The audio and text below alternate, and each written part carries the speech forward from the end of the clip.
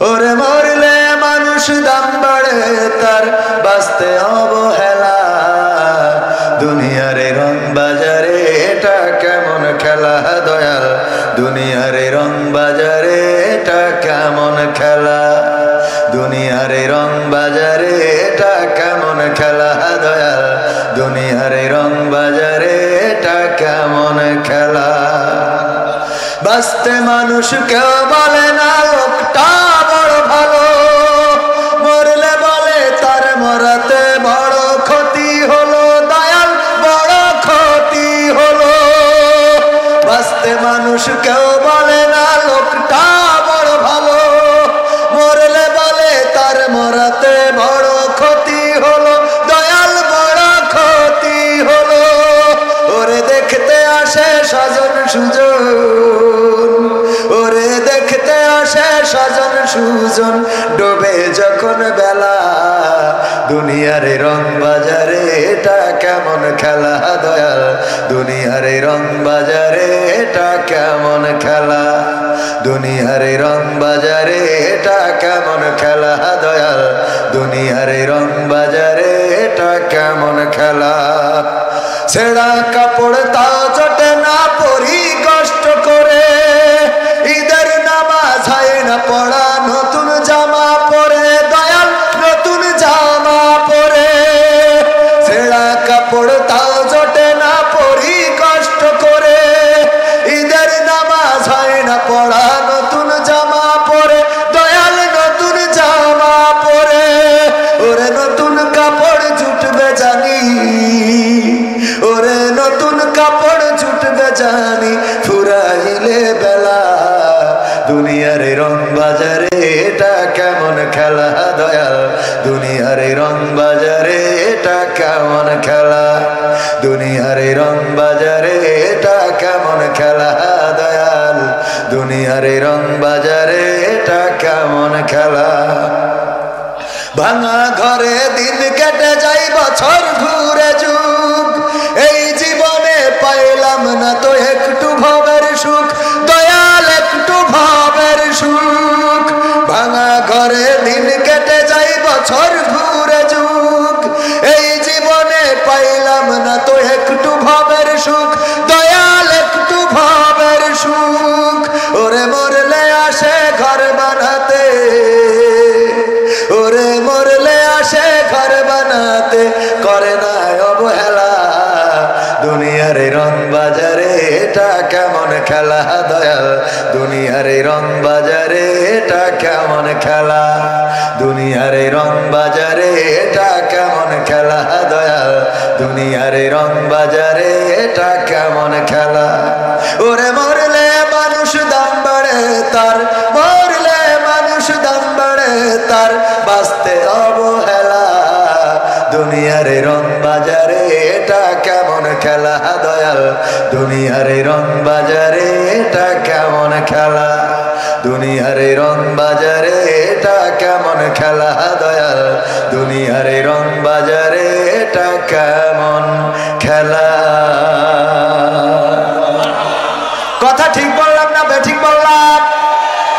এই দুনিয়ায় যে জীবন্ত মানুষের, জেতা মানুষের দাম কম, মারা গেলে তার দাম বাড়ে না কমে, দাম বেড়ে যায়। যদি কেউ পাঞ্জাবির জন্য একটা জামার জন্য টাকা চায়, যদি কেউ একটা পোশাক কেনার জন্য, একটা লুঙ্গি কেনার জন্য আপনার বাড়ি দরজার সামনে দাঁড়ায়, না দেওয়ার মতো মানসিকতা আমাদের এখনো তৈরি হয় নাই। কিন্তু যদি কেউ মারা যায় আর বলে তার কাফনের কাপড় কেনার টাকা লাগবে, দেওয়ার মানুষ আছে না নাই? তার মানে মরা মানুষের দাম বেশি। এই শীতের সময় কম্বলের দরকার, শীতের কাপড়ের দরকার। অনেকের পায়ে জুতা নাই, ছোট্ট বাচ্চা ঘুরে বেড়ায়। যদি ঢাকা শহরে যান দেখবেন বাস স্ট্যান্ডে, বাস স্টেশনে, রেল স্টেশনে অনেকেই শুয়ে আছে, নিচেই শেখ হাসিনা, উপরে খালেদা জিয়া আছে না? ফখরুল ইসলাম আলমগীর নিচে, আর উপরে ওবায়দুল কাদের। বুঝেছেন তো এটা কি কি কত? হ্যাঁ, ব্যানার, ব্যানার। হ্যাঁ হ্যাঁ, বুঝতে পারছেন তো? এই ব্যানার একটা বিছাইছে আর একটা উপরে দিয়েছে। করেছে, নিচেই শেখ হাসিনারা বিছাইছে, উপরে খালেদা জিয়া, এইগুলো নিয়ে শুয়ে থাকে। তাদের একটা কম্বল, একটা পার্টি, একটা এই জাতীয় শীতের কোনো পোশাক যদি কেউ দেয়, ওদের অন্তরাত্মা খুশি হয়ে যাবে, আল্লাহর আরশ খুশি হয়ে যাবে। এটা করার মানুষ পাওয়া যায় না। চিকিৎসার জন্য যদি কেউ টাকা চায়, দেওয়ার মতো মানুষ নাই, কিন্তু তার যারা যারা দাফন কাফনের জন্য দেওয়ার লোক আছে না নাই? যদি কারো ঘর পড়ে যায়, ঘর ভেঙে যায়, ঝড়ে উড়ে যায়, আর যদি বলে একটা বাঁশ দেন আমার ঘরটা ঠিক করবো, যদি আমার ভাইকে বলে ভাই ঝাড় থেকে কি বাঁশ দিয়ে, এই মাসে ঝাড়ে বাঁশ কাটা আরাম, তুমি জানো না? হাদিস দেখাবে যে এই মাসে ঝাড়ে বাঁশ কাটতে, এখন কুড়া বের হবে। কি বের হবে? কুড়া বের হওয়ার সময় বাঁশ কাটতে নিয়েছে, বলে না ভাইজান? এখন বাঁশ কাটা যাবে না ঝাড়ে। কিন্তু যদি কেউ মারা যায়, তার কবরের বাঁশের অভাব পড়েছে, এমন কোন কবর কি দুনিয়ায় হয়েছে? না, হয় নাই। সবাই বাঁশ দিতে রাজি। ওগো আমার ভাইয়েরা, এই জন্য আমি বলেছি মরা মানুষের দাম বেশি, জেতা মানুষের দাম কম। ঠিক তো? অথচ জীবন্ত মানুষের দাম বেশি দেওয়ার দরকার। আজকে এখানে আমরা যারা এসেছি, চেষ্টা করব আমাদের যতটুকু এখানে এই যে যুব সংঘ মাহফিলের আয়োজন করেছে, তারা সামাজিক কাজ করে থাকেন, আমি ওদের ব্যাপারে আলোচনা করব, কিন্তু মানে আগেই এইটা বলছি যে ওরা যে সামাজিক কাজ করে, সামাজিক কাজের সাথে ব্যক্তি অবস্থান থেকে আমাদের মানে যতটুকু পারা যায় সহযোগিতা করার পাশাপাশি নিজেরাও এই কার্যক্রম চালিয়ে নেওয়া দরকার। বলেন ঠিক না বেঠিক?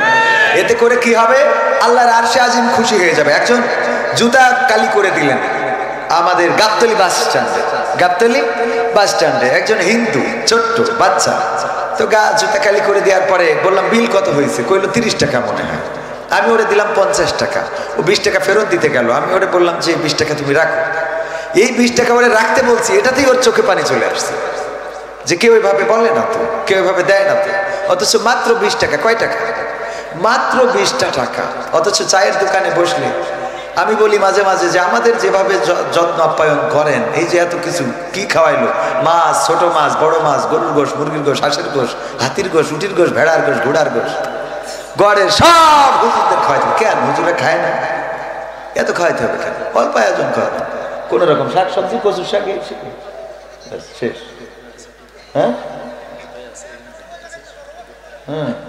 তো এখন বলছে যে উপরতে একটু নির্দেশনা ছিল। যাই হোক, খাওয়াবেন কাদের? গরিব মানুষ পায় না। 1 কেজি গোশ কিনে দিয়ে দেখেন, অনেক পরিবার আছে 1 কেজি গোশ নিয়ে যেয়ে দিয়ে দেখবেন যে ওদের চোখ ছলছল করে উঠতেছে। কতদিন গরুর গোশতের দাম জিজ্ঞেস করেন?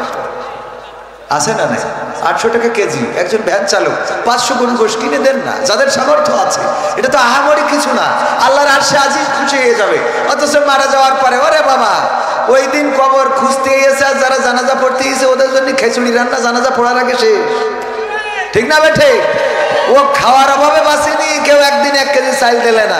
যেদিন মরি গেছে ওরে বাবা 1 হাঁড়ি 2 হাঁড়ি খিচুড়ি, জানাজার শেষে বলছে সবাই না খেয়ে যাবেন। ঠিক না বেঠিক? আমরা সব কাজ উল্টো পাল্টা। এই উল্টো পাল্টা কাজ থেকে সরে আসার দরকার আছে না নাই? উল্টো পাল্টা কাজের মধ্যে এখন স্কুটি উঠেছে, স্কুটি মহিলারা চালায়, দেখেছেন না? আরে আমাদের দেখেননি, দেখেছেন কিনা? আমাদের খুব রাগ হয়, মেয়ে মানুষ স্কুটি চালাচ্ছে, আরো কত কি দেখবো।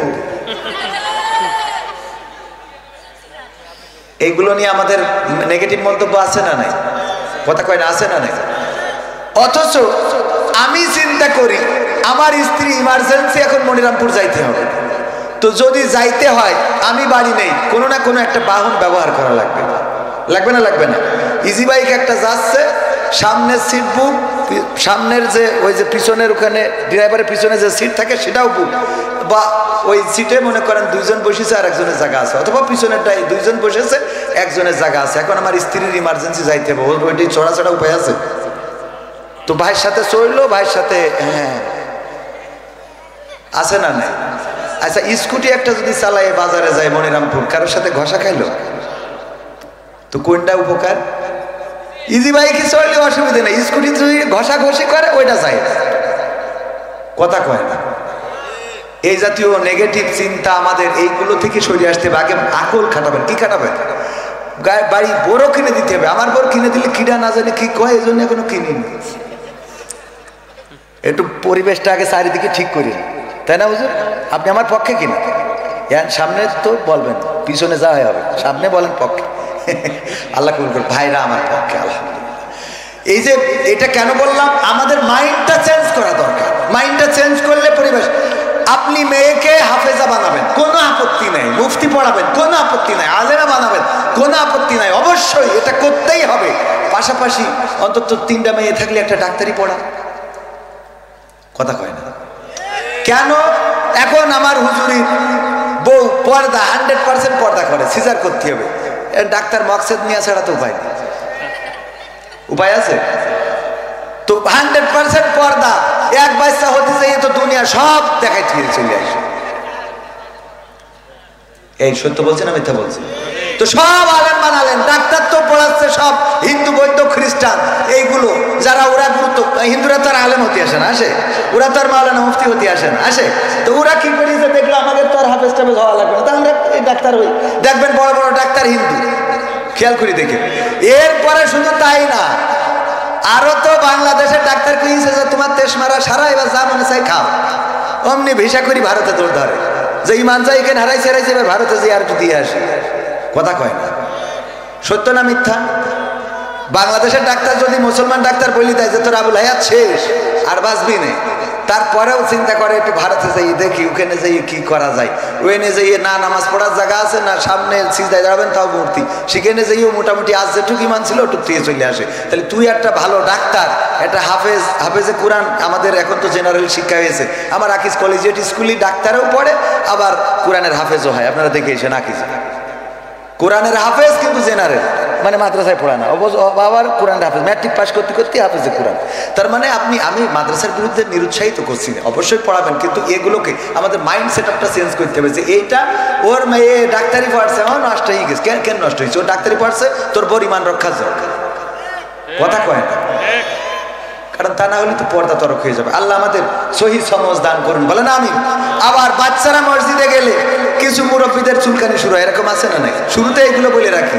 বাচ্চারা মসজিদে গেলে, আরে বাবা উনি তাশাহুদ পড়ে, আত্তাহিয়াতু লিল্লাহি ওয়া সালাতু, কাজ চাইলি যে চিল্লাচ্ছে, আত্তাহিয়াতু লিল্লাহি ওয়া সালাতু ওয়া তাইয়্যিবাতু আসসালামু আলাইনা, কাজ চাইলি নামাজটা শেষ করে নিন, আল্লাহুম্মা সাল্লি আলা মুহাম্মাদ ওয়া আলা, ধরবো আল্লাহ, কাজ চাইলি যে এত চিল্লাই, মানে ও দোয়া পড়া যেমন তেমন খালি আছে, এইটার পরে এবার যেই সালাম ফিরাই ফিরে, এই কাজ চাইলে রাই, এই জুম্মা দিলে রাই, টিকে রাই, আছে না? বাচ্চা মসজিদে গেলে মিজাজ খারাপ হয়ে যায়। ধমক কাকে বলে? একটু দৌড় দিয়েছে সিজদার মধ্যে, দৌড় তো দেবে, মক্কায় দৌড় দেয়, মদিনায় দৌড়, সামনে দৌড়ে বেড়ে গেছেন না ভাই? হ্যাঁ, সামনে দৌড়ে বেড়ায়, বাচ্চাদের তো দৌড়ে দিতে, ওদের কাজ এগুলো দৌড়ায় না, ওই এমন ধমক দেয়। অথচ এই মুরব্বীরা কোনোদিন বাচ্চা প্রথমে বিড়ি ধরার আগে লাউয়ের ডগা টানে। কি টানে? হুজুর জানে না মনে হয়? লাউয়ের ডগা টানাকে কেন্দ্র করে কোনো মুরব্বী ধমক দিয়েছে দেখেছেন কোনোদিন? কিরাম বোর্ডের আড্ডায় রয়েছে বাচ্চারা, ছোট ছোট বাচ্চা কিরাম বোর্ড খেলছে, কোনোদিন ধমক দিতে দেখেছেন? তাস খেলতেছে, কাঠ খেলতেছে, দোকানের পিছনে মাল খাচ্ছে, বিড়ির মধ্যে ফেলাই দিয়ে গাঞ্জা টানতেছে, এক জায়গায়ও কোনো মুরব্বীর পালাম না ধমক দিতে। অথচ মসজিদি বাচ্চা যে যদি একটুখানি করেছে, এই তোর বাবার নাম কি, এই তোর আসতে পারে কিনা,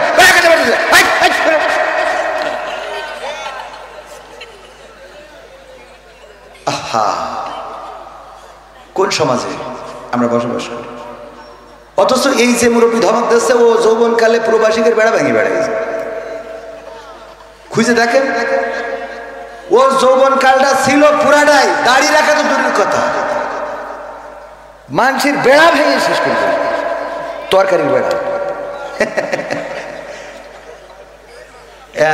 বড্ড হাজি, এই জন্য মুরব্বী আমার মাদ্রাসার বেড়া ভেঙেছে, নামাজ পড়ে আমার মাদ্রাসার বাউন্ডারি ভেঙেছে, নামাজ পড়ি আজান দিয়ে। এই মুরব্বীগুলো মাদ্রাসার আলেমদের বিপক্ষে, আমার মাদ্রাসার বাউন্ডারি নামাজিরা নামাজ পড়ে ভেঙেছে। কি দরকার এই নামাজের?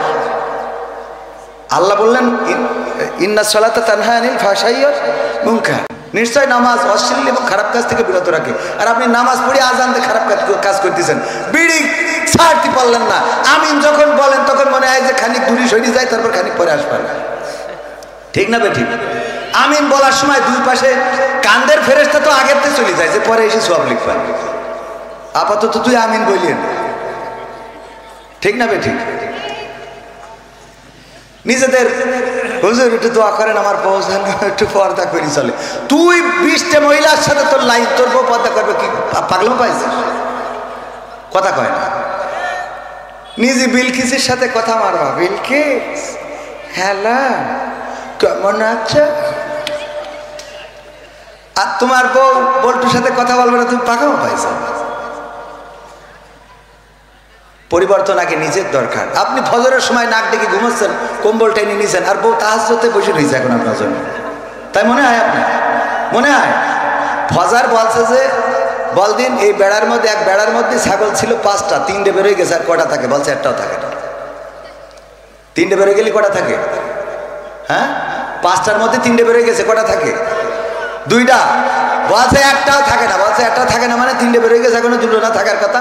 বলছে আপনি ছাগলের ধর্ম জানেন? ও 3টে বেরোয় গেলে 5 ও 2টো চলি গেছে। 3টে বেরোলি ও 2টোর মধ্যে থাকবে না, ও পিছন দিয়ে ও 2টো ওকে পিছন দিয়ে চলি গেছে। আমি যেই দেখে আসে তা তুমি মিয়া যদি নামাজ না পড়ো তা তোমার বউ তাহাজ্জুদ পড়া তো দূরের কথা, ও আগে যা পড়িল ওইগুলো জন্য আরো মাপ চাবে, জ্বালা ভুল করে বলিস। কারণ আগে তোমার ভালো হইতে হবে। স্বামী ইক্তেদাহি তু বেহেজাল ইমাম, তাই এখন এই ইক্তেদাহি তু ভেজাল ইমাম, ঠিক না বেটে? পরিবর্তন দরকার। এই কথাগুলো আমাদের একটু আকল দিয়ে নিয়ে, মনে করেন না যে কবির বিন সামাদ নাট্যকার, সে নাটকের এখন তো মাহফিল হয়ে গেছে মোটামুটি, অনেকেই মনে করে যে কবির বিন সামাদ যাচ্ছে মানে এখানে মনে হয় নাটক মাটক এসে। না না, আমি ভালো কথা যতটুকু পারি, আল্লাহ যতটুকু বলান ততটুকু বলতে পারবো, আপনাদের বলার জন্য এসেছি। তবে শুধু শুনবেন, এই কান দিয়ে আর এখান দিয়ে বের করে দেবেন, এটা করা যাবে। আল্লাহ বলেছেন ওয়াইযা কুরিয়াল কুরআনু ফাসতামিউ লাহু ওয়া আনসিতু লাআল্লাকুম তুরহামুন। যখন তোমাদের সামনে কোরআন বলা হবে, কোরআন পড়া হবে, তখন তোমরা চুপ থেকে হৃদয়ের কান দিয়ে ফাসতামিউ, সামি এটা হুজুরা শব্দ, সামি আল্লাহু লিমান হামিদা বলি না আমরা, তো এখানে সামিয়া শব্দ ব্যবহার করলে হয়ে যেত, কিন্তু ফাসতামিউ তার মানে উত্তম ভাবে শুনবা, সুন্দরভাবে শুনবা, একদম মন দিয়ে হৃদয় দিয়ে। আল্লাহ যাদেরকে এখানে বলতে দিয়েছেন, আমার ভাই যান, আমার থেকে অনেক বড় আলেম, আমার মুহতারাম গোলাম রব্বানী ভাই, উনি আলহামদুলিল্লাহ ওনার জুতা বহন করে দিতে পারলে আমি নিজেকে ধন্য মনে করতাম। কিন্তু আমার মতো হতভাগাকে ওনাদের পরে দিতে হয় কেন? এটাও আপনাদের দোষ। কাদের দোষে? কাদের দোষ বলেন? হ্যাঁ, আমি নেমে যাব, উনি ওয়াজ করতে উঠলে এখানে বুকে হাতে বলেন তো আপনারা কয়জন থাকতেন? হ্যাঁ, তাইলে দোষ আমার না আপনাদের? হ্যাঁ, তাইলে আমারও দোষ আছে, তো আমরা সবাই মিলে পরিবর্তন হবো ইনশাআল্লাহ। আল্লাহ তৌফিক দিন, বলেন আমিন। তাইলে কি আলোচনা শুরু করব? খোঁজালিপুর দক্ষিণপাড়া যুব উন্নয়ন সংঘের 3য় প্রতিষ্ঠা বার্ষিকী উপলক্ষে ইসলামী সাংস্কৃতিক সন্ধ্যা ও তাফসিরুল কোরআন মাহফিল। কাজটা ভালো না খারাপ? এই কাজ নিয়ে বাধা আছে না নাই? ভালো কাজে বাধা থাকবে, এটাই স্বাভাবিক। যদি বাধা না থাকে তাহলে বুঝবেন ভালো কাজ হচ্ছে না। কথা কয় না?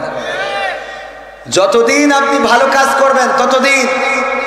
আপনি দেখেন আমির হামজা ভাই কত নবীর সাহাবীদের নাম বলেছে, ওমরের, আবু বকরের রাদিয়াল্লাহু তাআলা আনহু, তারপরে হামজা রাদিয়াল্লাহু তাআলা আনহু, বা অন্যান্য সব সাহাবী, যত সাহাবী আছে, মুআজ সবার নাম বলেছে না? হঠাৎ যে রাশমিকা মান্দানার নাম বলেছে, সেই গোটা দেশ কেঁপেছে না কাঁপে না? কথা কয় না? মুহতারাম ডক্টর মিজানুর রহমান আজহারি ভাই কত ভালো কথা বলেন, হঠাৎ 6 প্যাক বলেছেন অথবা কাউবয় বলেছেন। এটা বলা উচিত না, এটা ঠিক আছে, এই রাসূলের শানে এটা যায় না, কিন্তু ভালো কথাগুলো যে জীবনে শেয়ার দেয় না, সেই কথাগুলো শেয়ার করছে। কথা কয় না? মুহতারাম হাফিজুর রহমান সিদ্দিকী হুজুর হাফিজাহুল্লাহ কুয়াকাটা, উনি সারা জীবন কত ভালো কথা বলেছেন, কত ভালো, তার ওয়াজ শুনে কত মানুষ দাঁড়িয়ে রেখেছে, কত মানুষ নামাজি হয়েছে। এইগুলো আইডিতে না পাওয়া গেলেও সেইটাই বলেছে, ওরে বাটপার, আইডিতে আছে না? তার মানে আমাদের মানসিকতা হলো খারাপটাকে অ্যাকসেপ্ট করে নিয়ে আমরা সেটাকে প্রচার করা। আমি চাচ্ছি খারাপটা, আর মুখে বলতেছি ভালো কিছু। ভালো কিছু যদি হয়তো আপনার মধ্যে তো একটা দেখা যেত। আপনার ফেসবুক আমরা ঘেটে ঘেটে দেখি, আমাদের যারা সমালোচনা করে, সারাটা ফেসবুক জুড়ে একটা পজিটিভ পোস্ট নাই, যেটাই ভুল করেছি, যেটাই খারাপ বলেছি, বা যেটাই স্লিপ অফ টাং হয়েছে সেটা তারাই দিতে আছে। তার মানে ও কি ভালো মানুষ? খারাপটা ধরে নিয়ে বেড়াও। 10টা কাজের মধ্যে একটা ভুল হইতেই পারে, কাজ করে যে ভুল হয়, ভুল করে সে, ঠিক না বেটা? কাজ আছে যার, ভুল আছে তার। যার কাজ নেই ওর ভুল হবে কি করে? কাজই তো করে না, ভুল হবে কি? কাজ করতে গেলে ভুল হবে, আপনি যদি ভালো হন তাহলে ভুলটা সরাই দেবেন, সংশোধন করে দেবেন কিভাবে, সুন্দর করে তারে বুঝাবেন, ভাই এই কাজটা এইভাবে না করে এইভাবে করলে ভালো হতো, এটা করেন, এটা না করে আমরা শুরু করে দিলাম। আল্লাহ আমাদের হেফাজত করুন। এই যুব সংঘের যে প্রতিষ্ঠা বার্ষিকী, ওরা চাইলে এখানে অন্য কিছু করতে পারতো, এখানে কনসার্ট করতে পারতো, মমতাজ মার্কা শিল্পী আনতে পারতো, তারপরে অন্য অন্য এই জাতীয় করতে পারতো না, পারতো না? যুবকেরা করে না, করে না? কিন্তু তারা তাফসিরুল কোরআন মাহফিলের আয়োজন করেছে, এটা প্রমাণ করে এই যুবকেরা ভালোর পক্ষে আছে, আলোর পক্ষে আছে। সুতরাং তাদের পক্ষে থাকার দরকার আছে না? না, আল্লাহ তাদের পক্ষে থাকার তৌফিক দান করুন। আজকে প্রধান সভাপতিত্ব করছেন জনাব মোহাম্মদ রুহুল কুদ্দুস সাহেব, এছাড়া পরিচালনায় রয়েছেন আমাদের শ্রদ্ধাভাজন বড় ভাই মহিরুদ্দিন সাহেব, সার্বিক তত্ত্বাবধানে রয়েছেন মোহাম্মদ তুহিন রেজা। প্রধান অতিথি হিসাবে আসবেন আমার ওস্তাদ, আমার আব্বার বন্ধুগণ, একই সাথে চলেছেন, একই পথে চলেছেন, জনাব অ্যাডভোকেট গাজী এনামুল হক। একই স্টেজে অসংখ্য জায়গায় ওয়াজ করেছেন, কথা বলেছেন আমার শ্রদ্ধাভাজন উস্তাদজি, তিনি আসবেন, যিনি বিশিষ্ট আইনজীবী, জেলা ও দায়রা জজ আদালত যশোর ও সুপ্রিম কোর্ট ঢাকা। এছাড়া আমার আগে আলোচনা করেছেন আমার প্রিয় ভাই, কলিজার টুকরা, ইসলামী আন্দোলন বাংলাদেশের অন্যতম একজন কর্মী, মদিনাবাগ কারিমিয়া মাদ্রাসার সম্মানিত মুফতামিম জনাব মুফতি গোলাম রব্বানী যশোরী সাহেব। আলোচনা করেছেন হযরত মাওলানা মুফতি জহিরুল ইসলাম। এছাড়া অতিথি হিসাবে থাকার কথা জনাব অ্যাডভোকেট তাজউদ্দিন আহমদ। ও দূর, আপনি তো রয়েছেন আমার পাশে। তো আলহামদুলিল্লাহ, এছাড়াও আরও গণ্যমান্য ব্যক্তিবর্গ আমার ডানে বামে রয়েছেন, আমার সামনে ভূমিষ্ঠ দিনদারি মাদার মুসলমান ভাই বাবাজিরা, পর্দার অন্তরালে মা বোনেরা। এবং মা বোনদের মধ্যে আমি আজকে গাড়িতে আসার পথে আমার সহকর্মীদের বলছিলাম যে মা বোনদের নিয়ে আজকে ওয়াজ করবো। কেন? দুইজন মাকে দেখলাম কুজো মানুষ, কুজো হয়ে খুঁড়িয়ে খুঁড়িয়ে আসতেছে, সাথে আর খেয়াল করেছেন? তো এই যে মায়েরা এই শীতের রাত কষ্ট করে আসে, আমরা সামনে যাদেরকে পাই তাদের ব্যাপারে ওয়াজ করি, পুরুষদের ব্যাপারে, মা বোনদের ব্যাপারে ওয়াজ করা হয় না। মা বোনেরা পুরুষদের থেকে বেশি না কম? প্রায় জায়গায় গেলেই বলে, হুজুর মা বোনদের প্যান্ডেলে জায়গা হচ্ছে না, পুরুষ প্যান্ডেল এখনো ফাঁকা আছে, একটু বলে দেন। আমি কই যে অল্টারনেট করে দেন, এদেরও এনে দেন, ওদেরই এনে দেন। কারণ পুরুষরা যদি প্যান্ডেল ভরাইতে না পারে তো মা বোনরা ওখানে ভরাই ফেলেছে, ওদের সামনে দেন, আর এদের দেন প্রজেক্টরের সামনে। কারণ পুরুষরা এনে তো আসবে কি, ওদের তো গবেষণা করতে করতে দিন শেষ। আর বেলা শেষে চায় মোটর সাইকেলে গিয়ার দিয়ে বেড়ায়, লাইলাতুল ফেব্রুয়ারি গদখালি যাবে, আছে না নাই? আবার এসে বলবে, হুজুর একটা হাফেজা মেয়ে খুঁজে দেন তো। তুই হাফেজা, তুই যেটা গদখালি নিয়ে যে ডুপ্লিকেট বানালি, ওটা কি ডানে? কথা কয় না। আমি বলেছি ঘটক হইতে হবে এমন ছেলে, আগে দেখতে হবে যে ওই ছেলে কেমন। দেখি ও যদি গাঞ্জাখোর হয় তাহলে ডাইল করে একটা মেয়ে এনে দিয়ে দিতে হবে, যে বিড়ি টানে সারাদিন। কারণ তোরও বিড়ির গন্ধ, ওরও বিড়ির গন্ধ, দুটো মিলে ভালো, প্লাসে প্লাসে প্লাস, মাইনাসে মাইনাসেও প্লাস, ঠিক না বেঠে? কিন্তু আমরা যখন প্লাস মাইনাস করে ফেলি তখন মাইনাস হয়ে যায়। প্লাসে মাইনাসে কি? প্লাসে মাইনাসে কিন্তু মাইনাস, এর মধ্যে কোনো একটা প্লাস হইলে সমস্যা আছে। এই জন্যই মাইনাস মাইনাস রাখতে হবে, না হইলে প্লাস প্লাস রাখতে হবে। দুইজনই হুজুর, অসুবিধা নাই। দুইজনই গাঞ্জাখোর, অসুবিধা নাই। যে একটা গাঞ্জাখোর একটা, এর মধ্যে মাইনাস হয়, হয় হুজুর খারাপ হয়ে যায় যদি ছেলে খারাপ, ছেলে যদি হয় আল্লাহওয়ালা, আর বউ যদি হয় ডাইল মার্কা, মানে ওই যে ঘুরি বেড়াবে, এর সাথে ফোন করবে, ও আস্তে আস্তে হুজুরির নামাজ কালাম সব শেষ হয়, বউ ঠিক করতেছে, ঠিক না? ঠিক। আবার বউ যদি আল্লাহ হয়, হুজুর যদি গাঞ্জাখোর হয়, ও এক সময় আস্তে আস্তে সেও মাইনাস হয়ে যায়। এই জন্য প্লাসে মাইনাসে মাইনাস, এটা মাথায় রাখতে হবে। মাইনাসে মাইনাসেও প্লাস, প্লাসে প্লাসেও প্লাস। বোঝা গেছে তো? একদম অঙ্কের সূত্র দিয়ে দিলাম, জীবনে দিনে আজকে এইটাও বলে দিলাম, অ্যাডভোকেট মানুষ সহজে বুঝবে। তো এই তারপরে এই যে ছাড়াছাড়িগুলো তো আছেই কোর্টে, প্রায় বিভিন্ন রকম ঝামেলা, সব মিলাই মা বোনদের ব্যাপারে কথা বলতে চাইলাম। কিন্তু আমার ভাইজান মাদের নিয়ে যে ওয়াজ করে দিয়েছে, তাতে আর মা বোনদের ভালো বানানো লাগবে না। এখন আমার সামনে যারা, ওদেরকে ভালো বানাইলে বাকিটা ঠিক হয়ে যাবে। আল্লাহ ভালো হওয়ার তৌফিক দান করুন, বলেন আমিন। তো গণ্যমান্য ব্যক্তিবর্গের মধ্যে অনেকেই আছেন, মা বোনেরা আছেন, সবাইকে আনুষ্ঠানিকভাবে সালাম জানাচ্ছি, আসসালামু আলাইকুম ওয়া রাহমাতুল্লাহ। আমরা আল্লাহর শুকরিয়া আদায় করছি যে মহান রব দয়া করে মায়া করে আমাদেরকে মানুষ হিসাবে সৃষ্টি করেছেন, আজকে এই মাহফিলে আসার বসার তৌফিক দান করেছেন। আল্লাহ চাইলে আমাদের অন্য কোনো প্রাণী করে পাঠাতে পারতেন, যেটার কোনো অভিযোগ করার ক্ষমতা আমাদের ছিল না। ছিল একটা কুকুর যদি বানিয়ে পাঠাতো, আমাদের কিচ্ছু করার ছিল না। তার গায়ে একটা কোপ মেরেছে, সেখানে ঘা হয়ে পোকা হয়ে গেছে, মনের কষ্টটা বলার মতো, শোনার মতো কোনো মানুষ আছে? বলার মতো কোনো জায়গা আছে না, তার সহযোগিতা করার মতো কেউ আছে? আল্লাহ চাইলে আমাদের এমন কোনো প্রাণী করে পাঠাতে পারতেন। তারপরেও দেখেন আমরা আল্লাহর শুকরিয়া আদায় করি না, অথচ একটা কুকুর কত আল্লাহর শুকরিয়া আদায় করে। আপনি যদি 3 দিন একটা কুত্তারে খাওয়ান, ও দেখবেন যে আপনার জন্য জীবন দিতে রাজি। ঠিক না বেঠিক? আমার অ্যাডভোকেট তাজউদ্দিন ভাই, উনি কুত্তা পুষেছে বাড়ি। পুষার পরে আমি ওনার বাড়ি একদিন গেছি, যে এই দরজায় টক টক করে ঘা দিয়েছি, দেওয়ার পরে কুত্তা ছিল গেটে। আরে বাবা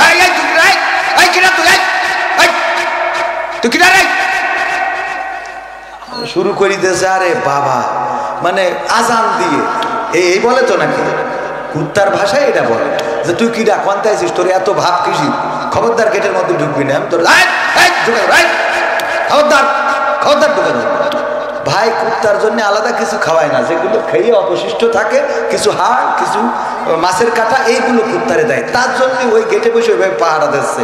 এর মধ্যে যদি ভাই টের পায়, এই সাথে গেটের সামনে এসে যদি দেখে যে আমি পরিচিত লোক কবির বিন সামাদ, ও দেখি গেট খুলিছে, খুলি কুত্তার খালি একবার যাই, কুত্তা বুঝতে পারিস যে রং নাম্বারে ডায়াল করে ফেলেছে। ঠিক না বেঠিক? কুত্তার বোঝা শেষ যে রং নাম্বারে ডায়াল হয়ে গেছে, আমি বড্ড ভুল করে ফেলেছি, আমার মালিকের পরিচিত মানুষকে আমি ধমক দিয়েছি, আমি তারা গালি দিলাম, আমি তারা যা মনে চেয়েছে বলেছি। কেন বললাম? নিজের মধ্যে অনুশোচনা শুরু হয়ে যায়, কোনো কথা তো বলেই না, লেজটা একেবারে কাঁচা দিয়ে দেয়, আর মালিকের সামনে খালি কাসু মাসু করে, ক্ষমা করে দাও, ক্ষমা করে দাও। বলে না? বলে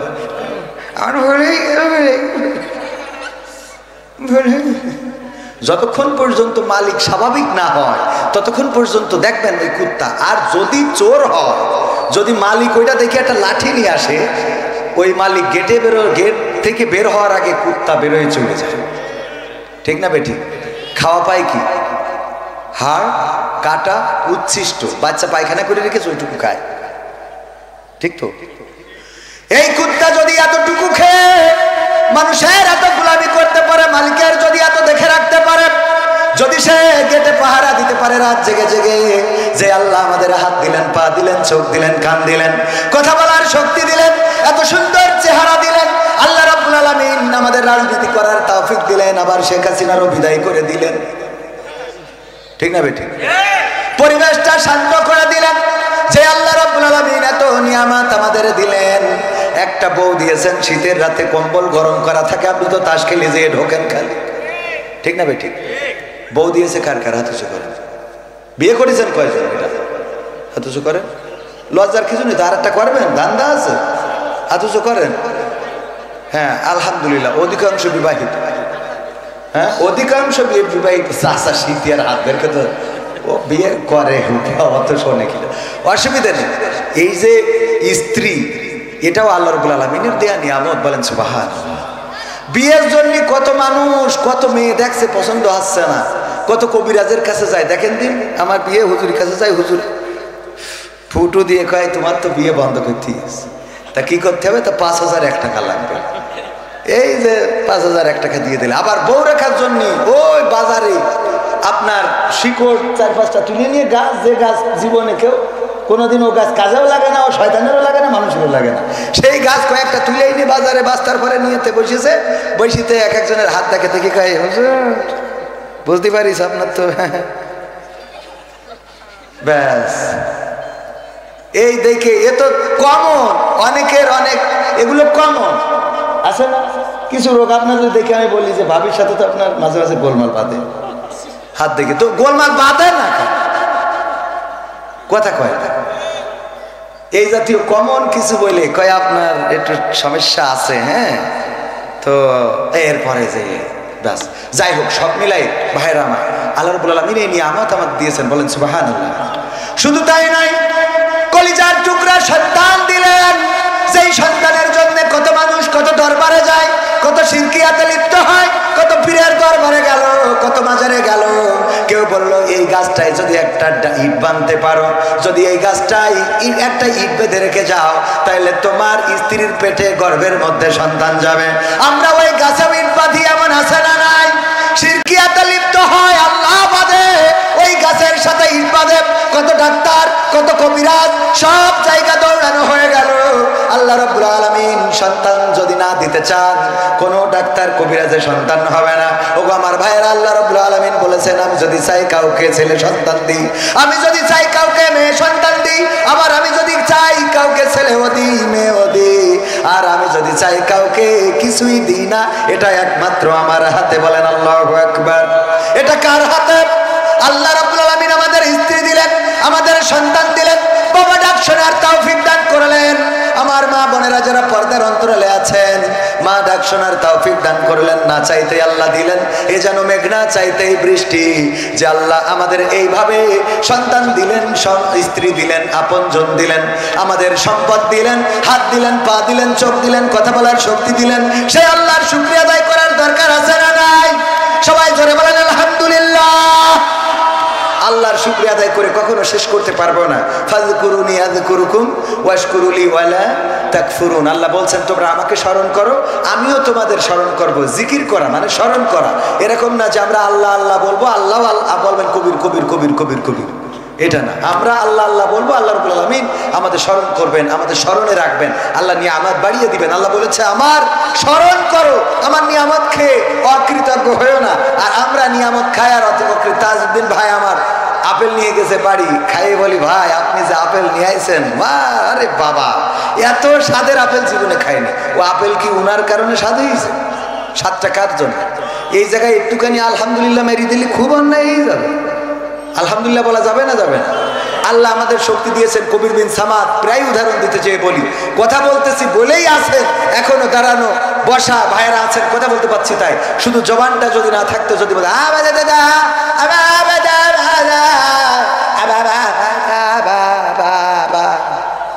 কয়জন থাকতেন? কয়জন থাকতেন? কত মিনিট থাকতেন? একটা বোবার সাথে কেউ কথা বলতে চায় না। কোনো বোবারে আপনি বোবার সাথে গল্প করেছেন কোনোদিন? একজন আছেন বলেন যে হ্যাঁ আমি বুবার সাথে গল্প, কি গল্প? আজকেও নামাজ পড়ে আমাদের মসজিদের বুবা 5 ওয়াক্ত নামাজ পড়ে। আমাদের গ্রামে 2 জন বুবা আছে, তার মধ্যে একজন নিয়মিত 5 ওয়াক্ত নামাজ।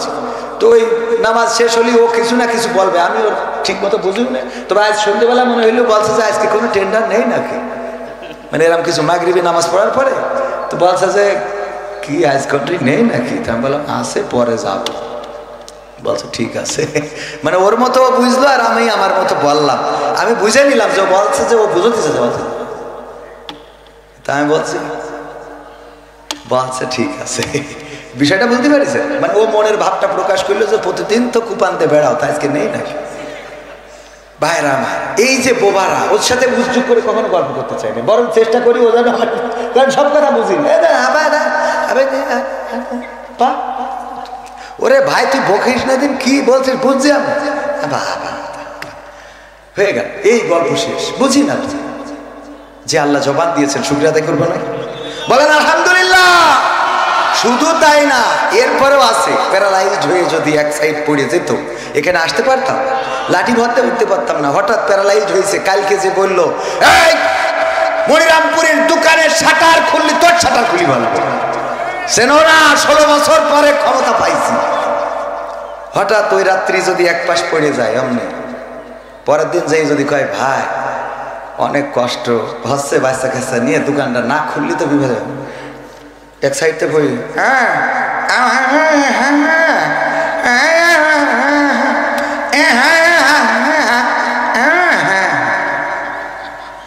কাল তো ধমক দিলাম, আমার তো তেজ মারা সারা যে দোকান খুলবে। আমি তো অভিনেতা, অভিনয় করে দেখালাম, এইগুলোই বাস্তবতা। আজকে ধমক দিয়েছেন, আজকে এখানে বক বক করতেছি, কালকে যদি আল্লাহ না করুন এক সাইড ফেলে এক সাইড, হ্যাঁ যদি মাহফিলে নিয়েও যায় যে হুজুর আপনি না আসলে মান সম্মান থাকবে না, আপনি গাড়িতে হলে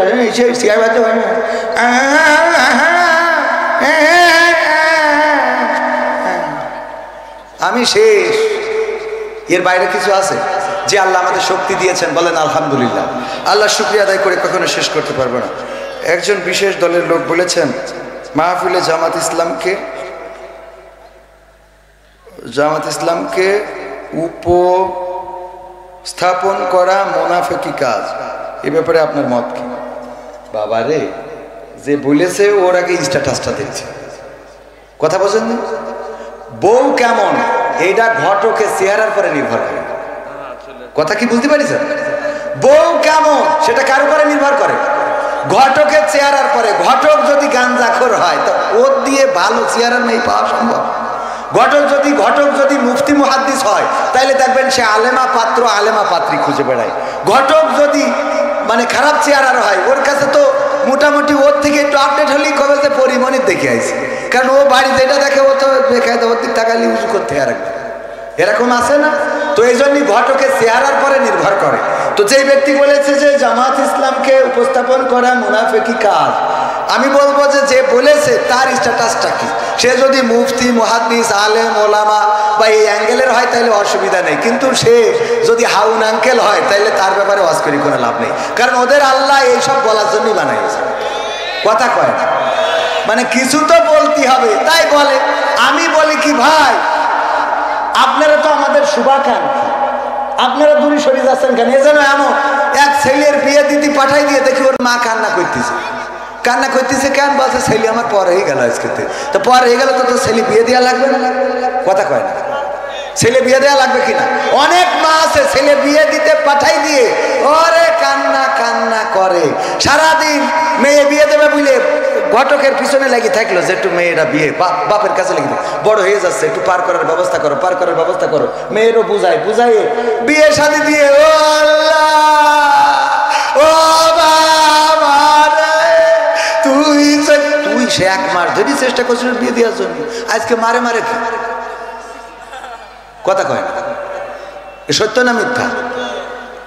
বিয়ে দেওয়ার জন্য এতদিন ধরে তোর মাথায় ঘুম হচ্ছিল না, সুতি বসে মেয়ে বিয়ে করবে না বটে, কারণ মকসদের সাথে লাইন মেরে দিয়েছে। ওর বোঝায় সেইটা কাটাইয়ে তারপরে আমার অ্যাডভোকেট তাজউদ্দিন ভাইয়ের সাথে লাইন করলো, ও মা জামাই রাতে তুই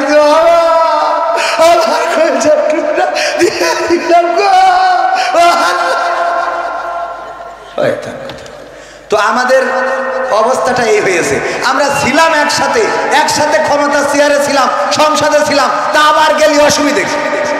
কথা কয় তো একসাথে যদি ক্ষমতায় যেতে পারি থাকতে পারি, এখনো আমরা আবার ক্ষমতায় একসাথে যাওয়ার স্বপ্ন দেখি, এ নিয়ে এত ঝামেলা হবে কে জন্য? এ জানো ওই সেই ছেলে বিয়ে দিয়ে আড়ালে কান্দ, ঠিক না? ঠিক। আল্লাহ হেদায়েত নসিব করে দিন। বলেন আমি আলোচনায় আসি। কিছু সঙ্গীত শোনানো দরকার, যেহেতু আজকে কওমি আলিয়া ভেজাল দিয়ে মাহফিল আসছে, সুতরাং আইনুদ্দিন আজাদ ভাইয়ের একটা সঙ্গীত আপনাদের একটু শোনাবো। রাহিমাহুল্লাহ। কি হবে বেঁচে থেকে অযথা বিদ্যা শিখে যদি না গড়তে পারি শোষণবিহীন সমাজটাকে? কি হবে বেঁচে থেকে?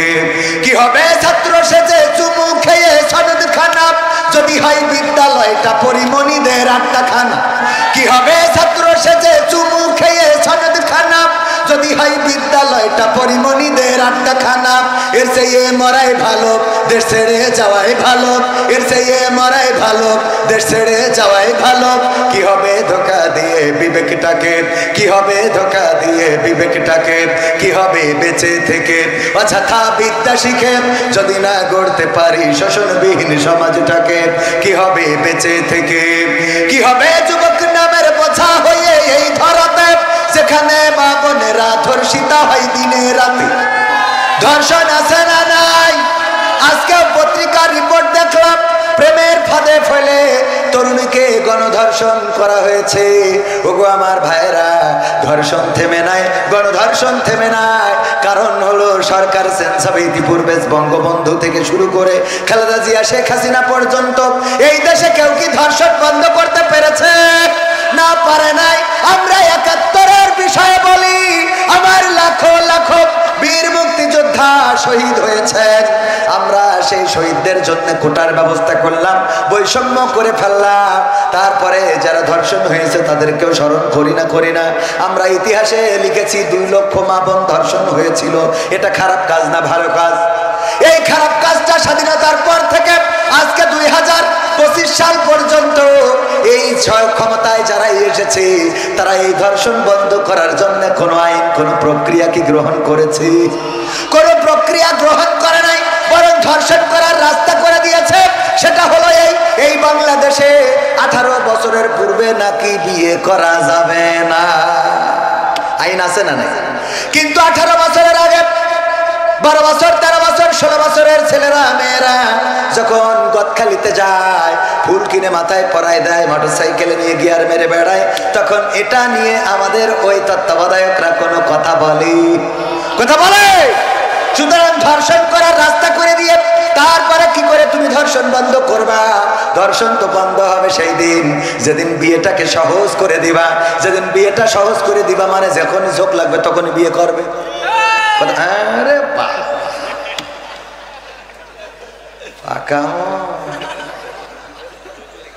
অসুবিধা নেই, দরকার আছে না নাই? ঝোঁক লাগলে বিয়ে।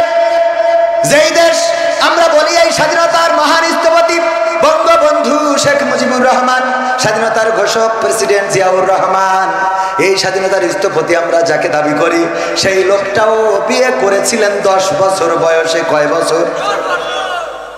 আমি শেখ হাসিনা বলছি, একটা বই পড়েছি, এই আমি শেখ মুজিবের মেয়ে, একটা বই আছে। এই বইয়ে আমি আগের প্রধানমন্ত্রী শেখ হাসিনার লেখা, নিজের লেখা বইয়ে পেয়েছি যে 10 বছর বয়সে বঙ্গবন্ধু শেখ মুজিবুর রহমান বিয়ে করেছেন। তাহলে 10 বছর বয়সে যদি আমাদের পিতা বিয়ে করতে পারে, বাচ্চারা বিয়ে করলে অসুবিধা কথা কয় না? হ্যাঁ, আবার নিজের বিয়ের সময় ঠিকই দাদার ব্ল্যাকমেইল করি যে আব্বার বলিছে ছোট ভাইয়ের বিয়ে দিলি হয় না, বলছে তোর এখনো দিলাম না, ছোট ভাই তুমি বলছে এই কথা তো মুখে নিয়ে আসো না। কথা কি বুঝা গেছে? মানে নিজেরটা বলতে পারছে না, তা বলছে ছোট ভাইয়ের আব্বা ছোট ভাইয়ের বিয়ে দিলি হয় না, তো বলছে এখনো তো তোরই দিলাম না, তো ছোট বলছে এই কথা তো মুখে রাখায় নিয়ে আসো না। তার মানে ওর বিয়ের দরকার। তো এইভাবে যুক্তি বুদ্ধি করি তো বিয়ে করা লাগে, অথচ বাপের বিয়ে কিন্তু ঠিকই দাদার সাথে লাইন ঘাট করি তাড়াতাড়ি করে ফেলেছে। বলে যে প্রতিষ্ঠিত, কিসের প্রতিষ্ঠিত? বিয়ে করার পরে প্রতিষ্ঠিত হবে। কথা কয় না? গরুর কান্দে জল তুলে দিয়ে দেখেন টানতে পারে কিনা। গরু যে ষাঁড় গরু, এড়ে গরু আমাদের আঞ্চলিক ভাষায়, আপনারা কি বলেন? এ কি ধরি পরে জল টানা শুরু করে? ওরে নাংলা বানানোর জন্য কয়দিন মাঠে নিয়ে গেছেন যে জল দিয়ে দিয়ে যে ভুই ষষ্ঠী হবে না সেটা চষি বেড়াইছে। গাড়ি আপনার কোনটু যাওয়া লাগবে না, তাও টানাইছেন ওই গরুটারে মানুষ বানানোর জন্য। তা আপনার এগিয়ে ছেলে ওরে বিয়ে দেন, ও তো এমনি নাঙল টানবে। ও তা না করে কয় যে আগে প্রতিষ্ঠিত হোক, তারপরে ও প্রতিষ্ঠিত হচ্ছে তো গাঞ্জা করে হয়ে বসে দিয়েছে। এইসব কথাগুলো এই যুবকদের কষ্টগুলো আমরা বুঝি রে ভাই। এই শীত পার হতে দেওয়া যাবে না। আল্লাহ কবুল করুন, বলেন আমিন। আর বিয়ে কোন বাপ দিচ্ছে না আমার সাথে বল। সেদিন একজন চিরকুট দিয়েছে, বাপ নাই হুজুর আমি এইটি পড়ি কিন্তু আমার আব্বা আমার বিয়ে দিতে চাই না, আব্বা এখানে আছে অস্করিত। আমি বললাম তোর আব্বা ডেকে নিয়ে স্টেজে, আমি তোর আব্বা বিয়ে দেবে কি দেবে না। পরে পাশে ছিল একজন বলছে বিয়ের ডুডু মালয়েশিয়া তাওলা, আলহামদুলিল্লাহ অনেকেই আছে মালয়েশিয়ায়, এই মনিরামপুরের লোক আছে এবং মনিরামপুরের বড় বড় ব্যবসায়ী রয়েছে, এমনকি সেকেন্ড হোম নিয়ে আছে মনিরামপুরের সন্তান আমাদের খায়রুল ভাই, পরিবার নিয়ে তো আছে হ্যাঁ অনেকেই আছে আলহামদুলিল্লাহ। তো এই যে এই কথা কেন বলতে গেলাম, কে জন্য বলতে গেলাম, কি একটা কথা বলতে চাই বলিলাম, হ্যাঁ দেওয়ার ভাবি ও মালয়েশিয়ায় থাকে। এই যে দেখেন আমি ভুলে গেছি, ও ভাবির সাথে লাইন করে ফেলিছে, 3টের সময় গেছে, আমার ভাইরা খোঁজ রেখে রেখে একদিন যেই আটকাইছে, পিছনে একটা বেড়ার ভাঙাচোরা জায়গা ছিল, বেরোইছে জায়নামাজের পাটিতে বসা, জায়নামাজের পাটিতে সিজদায় পড়ে নিয়েছে, ঘরে ঢুকেতে উঠাইছে, এই ওট সিজদাতে বলছে আমি এখন আসমানে 7 আসমানে চলে গেছি ফিরে সিজদা দিয়ে আমার টেনে তুলছাও মানে কি, আমি তাহাজ্জুদে বলছে তুই তাহাজ্জুদ এটা তো জানি, তুই তো আল্লাহওয়ালা এটাও মানি, তুই তো পরহেজগার, কিন্তু তো স্যান্ডেল ভাবির খাটের তলে কে কথা বলেননি, তো স্যান্ডেল জোড়া ভাবির খাটের তলে কে মানে তাড়াতাড়ি করে দিতে তো স্যান্ডেল দিতে পারে। যারা এই দেশে ধর্ষণ বন্ধ করার কথা তারা ধর্ষণ বন্ধ করে না, জেনা বন্ধ করার কথা করে না, অথচ ব্যবসা করে। 1971 আমার মা বোনদের ধর্ষণ করা হলো, জেনা করা হলো, মা বোনদের ক্ষতি করা হলো, তাদের ইজ্জত নিয়ে ছিনিমিনি খেলা হলো, অথচ কার্যকারী পদক্ষেপ নেওয়া হয় নাই। আল্লাহ রাব্বুল আলামিন কার্যকারী পদক্ষেপ নেওয়ার জন্য কোরআন দিয়েছেন।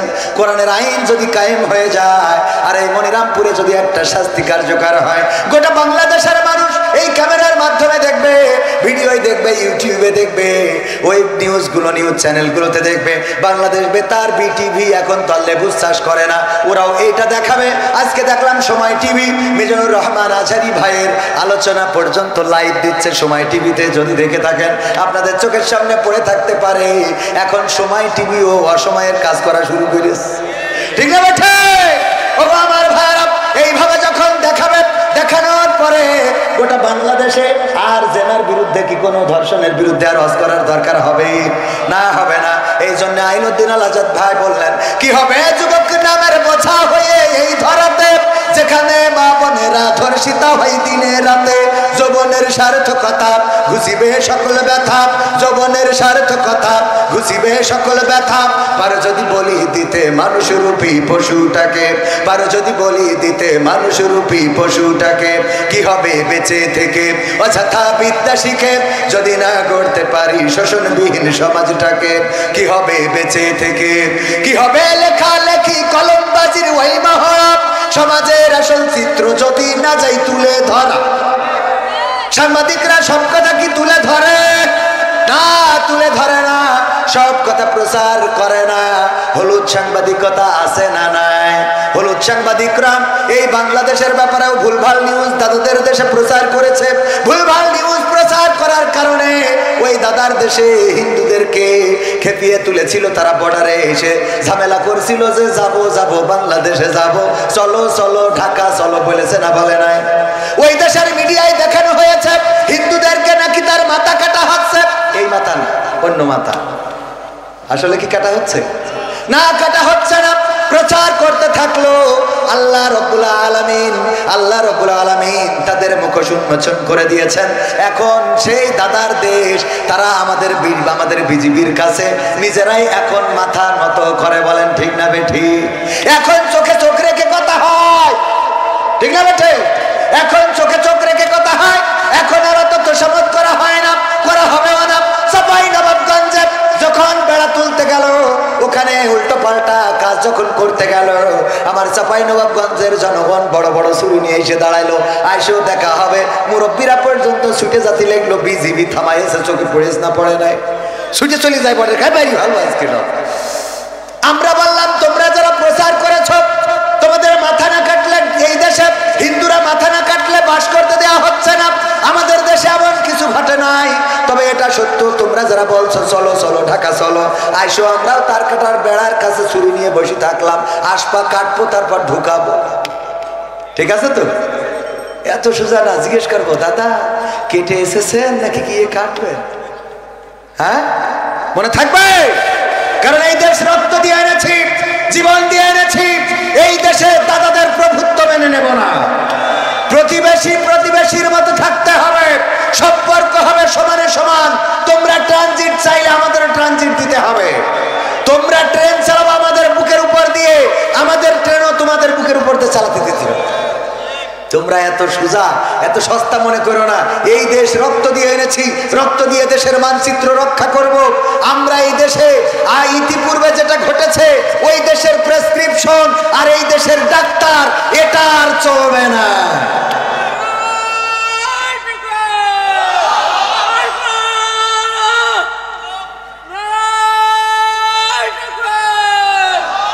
আলহামদুলিল্লাহ, আলহামদুলিল্লাহ।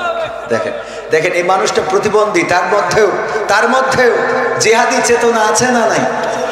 এই মানুষগুলোকে মূল্যায়ন করবেন। এই মানুষগুলো দেখেন, ভালো করে কথা বলতে না পারলেও কারো মনে হয়নি স্লোগান দেওয়ার, ওর মধ্যে একটা স্প্রিয়া তৈরি হয়ে গেছে।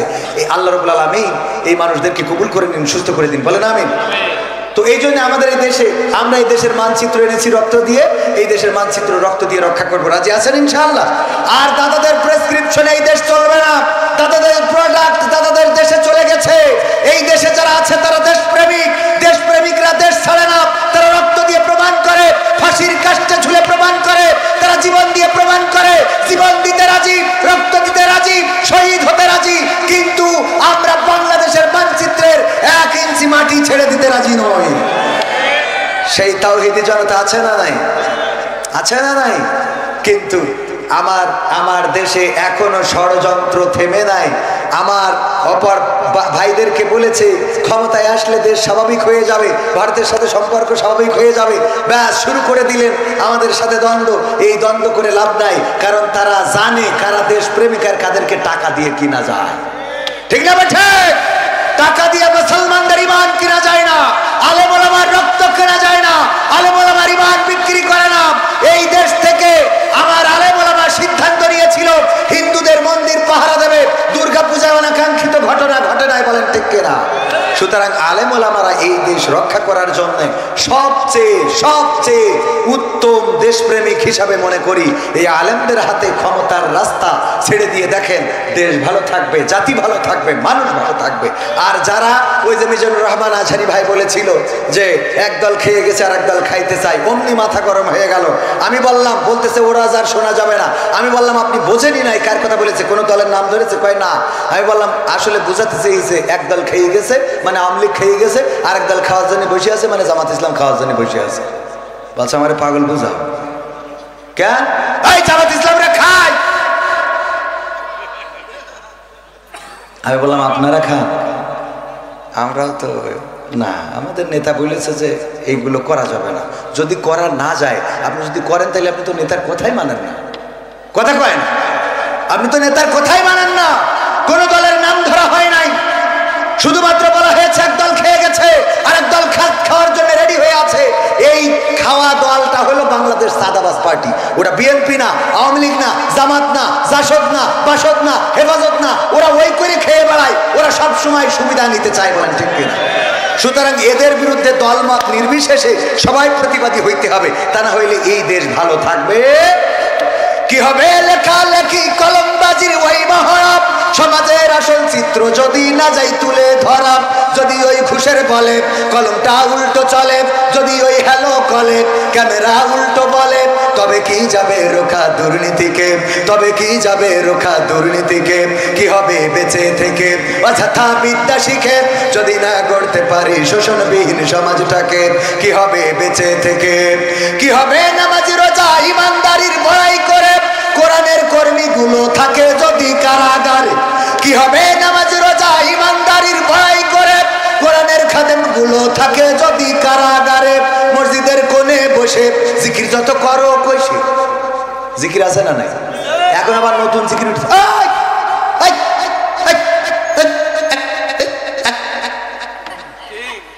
আছে না? এমন জিকির শয়তান ওই জিকির দেখি কয় আমি এ দেশ থেকে চলে গেলাম, তোরা থাক। ঠিক না? ঠিক। মসজিদের কোণে বসে জিকির যত করো কষে, এভাবে যায় না পাওয়া আল্লাহকে, এভাবে যায় না পাওয়া আল্লাহকে। কি হবে বেঁচে থেকে অযথা বিদ্যা শিখে যদি না গড়তে পারি শোষণবিহীন সমাজটাকে? কি হবে বেঁচে থেকে? কি হবে আলেম হয়ে ইমাম সেজে মসজিদেতে পারো যদি সত্য কথা উচ্চ স্বরে না বলিতে? কি হবে আলেম হয়ে ইমাম সেজে সমাজেতে পারো যদি সত্য কথা উচ্চ স্বরে না বলিতে? চাকরি ভাই করো যদি ছেড়ে দাও ইমামতি, চাকরি ভাই করো যদি ছেড়ে দাও এই না গদি। কি হবে ধোঁকা দিয়ে আল্লাহকে? কি হবে ধোঁকা দিয়ে আল্লাহকে? কি হবে বেঁচে থেকে অযথা বিদ্যা শিখে যদি না গড়তে পারি শোষণবিহীন সমাজটাকে? কি হবে বেঁচে থেকে? কি হবে নেতা হয়ে জনবলে ঘাড় ফুলিয়ে দড়া টানা গরম দেখে যদি থাকো ঘরে শুয়ে? এমন নেতা আছে না নাই? কি বললো? খেলা হবে, পালাবো না, পালাবো না, প্রয়োজন হলে ফখরুলের বাসায় গিয়ে বলেছে না? বলে নাই? গেছে ফখরুলের বাসায়? গেছে? তাহলে পালাবো না বলে পালাই গেল, কথার সাথে কাজের মিল থাকলো? কি হবে? কি হবে নেতা হয়ে জনবলে ঘাড় ফুলিয়ে রাজপথ গরম দেখে যদি থাকো ঘরে শুয়ে? এর চেয়ে সেজে গুজে ভিলেনের সঠিক পচে, এর চেয়ে সেজে গুজে ভিলেনের সঠিক পচে। দিয়ে দাও অভিনয়ে দিব জীবনটাকে, দিয়ে দাও অভিনয়ে জীবনটাকে। কি হবে বেঁচে থেকে অযথা বিদ্যা শিখে যদি না গড়তে পারি শোষণবিহীন সমাজটাকে? কি হবে বেঁচে থেকে? কি হবে পুরুষ হয়ে জন্ম নিয়ে বাংলাদেশে যদি যাই ক্ষমতাটা ঘুরে ফিরে নারীর হাতে? কি হবে পুরুষ হয়ে জন্ম নিয়ে এই দেশেতে যদি যাই ক্ষমতাটা ঘুরে ফিরে নারীর হাতে? কি বা জবাব দেবে, কিভাবে মুখ দেখাবে?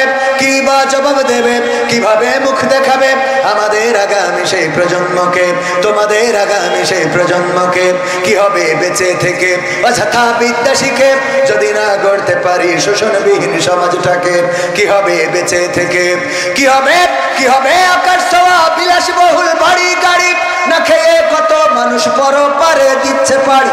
কি হবে আকাশ ছোঁয়া বিলাসবহুল বাড়ি গাড়ি না খেয়ে কত মানুষ পরপারে দিচ্ছে পারি। আজরাইল আসবে যাবে মাটিতেই পড়ে রবে, আজরাইল আসবে যাবে মাটিতেই পড়ে রবে। কোনো কাজে লাগবে না ওই প্রাসাদটাকে, কোনো কাজে লাগবে না ওই প্রাসাদটাকে। কি হবে বেঁচে থেকে অযথা বিদ্যা শিখে যদি না করতে পারি শোষণবিহীন সমাজটাকে? কি হবে বেঁচে থেকে? এই সমাজ আওয়ামী লীগেরাও চাই, বিএনপিরাও চাই, এই সমাজ জামাতও চাই, জাসদ চাই, বাসদ চাই। কোন দল চাই নাই যে এই দেশে বৈষম্য থাকবে, কোন দল চাই নাই এই দেশে শোষণ হবে। পাকিস্তানিরা শোষণ করত, তারা আমাদের উপরে জুলুম করত, আমাদেরকে মারতো ধরতো বলেই 1971-এ আমরা স্বাধীনতা যুদ্ধ করলাম। আর স্বাধীনতা যুদ্ধ করে একটা শোষণ মুক্ত সমাজ গড়তে চাইলাম। 1971 থেকে 75 যে ক্ষমতায় আসলো সে শোষণ মুক্ত করলো না। তারপরে এরশাদ আসলো, জিয়াউর রহমান আসলো, না শোষণ মুক্ত হলো না। এরপরে এরশাদ আসলো, না শোষণ মুক্ত হলো না। খালেদা জিয়া আসলো, না শোষণ মুক্ত হলো না। আবার শেখ হাসিনা আসলো, তাও হলো না। তারপরে আবার খালেদা জিয়া জামাত ইসলাম সহ আসলো, তাও হলো না। এরপরে আবার শেখ হাসিনা আসলো, 16টা বছর, 15.5-16 বছর ক্ষমতা ধরে থাকলো, তাও শোষণ মুক্ত হলো না। এখনো কি শোষণ মুক্ত হয়েছে নাকি? শোষণ মুক্ত ততদিন হবে না। আপনি নোকিয়ার চার্জার নিয়ে আইফোনের মধ্যে ঢুকালে কি চার্জ হবে? চার্জ হবে?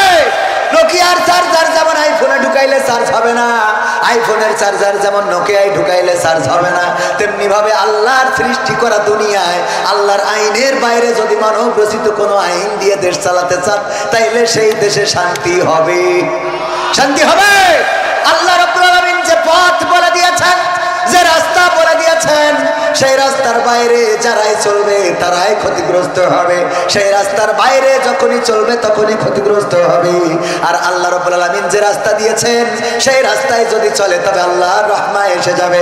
আল্লাহ রাব্বুল আলামিন সেই দেশের উপরে রহম করবেন, সেই দেশের মানুষের উপরে রহম করবেন, সেই দেশে বরকত হবে, ফসলে ফসলে ভরে যাবে। মরুর প্রান্তরে যে মাঝে মাঝে চিন্তা করি আমার দেশের মানুষ আসে সৌদি আরবে কাজ করার জন্য, অথচ এই মরুভূমিতে না আছে গাছ, না আছে সবজি ক্ষেত, না আছে বাবুনের ক্ষেত, না আছে পাট, না আছে সোনালী আঁশ, না কিছু নাই, শুধু কিছু খাজুর গাছ। এই খাজুর গাছ তাও সব জায়গায় নাই, সেগুলো বাঁচায় রাখার জন্য আবার পানির ব্যবস্থা করতে হয়। তাও তো সৌদি আরবে সব জায়গায় পাতাল থেকে পানি ওঠে না। যেই দেশ এত মরুভূমি, এত পাহাড়, এত পাথর, সেই দেশে আল্লাহ এত বরকত দিলেন যে বিশ্বের অন্য অন্য দেশ থেকে সেই দেশে কামলা খাটতে যাওয়া লাগে। ঠিক না বেঠে? কেন দিলেন? আল্লাহ রাব্বুল আলামিন আইন কানুন মেনে চলার কারণে বিশ্বকাপের আয়োজন করলো কাতার। দেখেছেন না দেখেন নাই? কাতারে বিশ্বকাপের আয়োজন করে সেখানে কোরআন, আল্লাহ রাসূলের হাদিস সুন্দরভাবে প্রচার করার জন্য, ইসলাম প্রচার করার জন্য উন্মুক্ত করে দিলেন। কোরআন দিলেন ফ্রিতে। ওই জায়গায় ফুটবল খেলা দেখতে এসে অসংখ্য অমুসলিম ইসলাম কবুল করেছে না করে নাই? কোরআন তেলাওয়াত দিয়ে বিশ্বকাপের খেলা উদ্বোধন করেছিল। ওগো আমার ভাইরা, কাতারে যেও দেখলাম সে দেশটাও মরুভূমি, মরুর প্রান্তর। সেখানে গাছ বাঁচানোর জন্য সরকার কত লাখ লাখ টাকা ব্যয় করে। সেই জায়গায় আমাদের দেশের মানুষ যায়। কাতারে এত বরকত কি করে হলো? আল্লাহ রাব্বুল আলামিন বরকত ঢেলে দিয়েছেন। এমনি ভাবে কুয়েতে গেলাম, সেখানেও একই অবস্থা।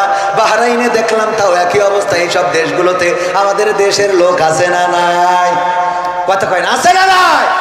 আল্লাহ বরকত ঢেলে দিয়েছেন। আল্লাহ বরকত তখনই দেবেন, দেখবেন একজন মসজিদের ইমাম 5,000 টাকা 10,000 টাকা বেতন পায়, সেই বেতনে তার সংসার চলে যায়। অথচ ঘুষ খেয়ে, সুদ খেয়ে কত লাখ লাখ টাকা ইনকাম করে, সেই টাকায় বরকত হয় না। আজকে মাগরিবের নামাজ পড়ার পরে আমাদের একজন ভাই আমাকে নামাজ শেষে বলল, ভাই আগে আমি মাছ চুরি করতাম, বিল থেকে মাছ চুরি করে বিক্রি করতাম। এইগুলো বিভিন্ন ভাবে টাকা জমা করার পরে আমি দেখলাম আমার গোয়ালের গরু মারা গেল।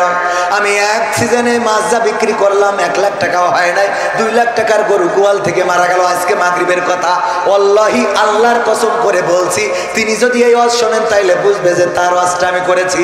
আজকে মাগরিবের নামাজের পরে আমাকে বলতেছে, আগে যখন মাছ চুরি করতাম তখন বরকত ছিল না, কোনো না কোনো ক্ষতির মধ্যে পড়ে যেতাম।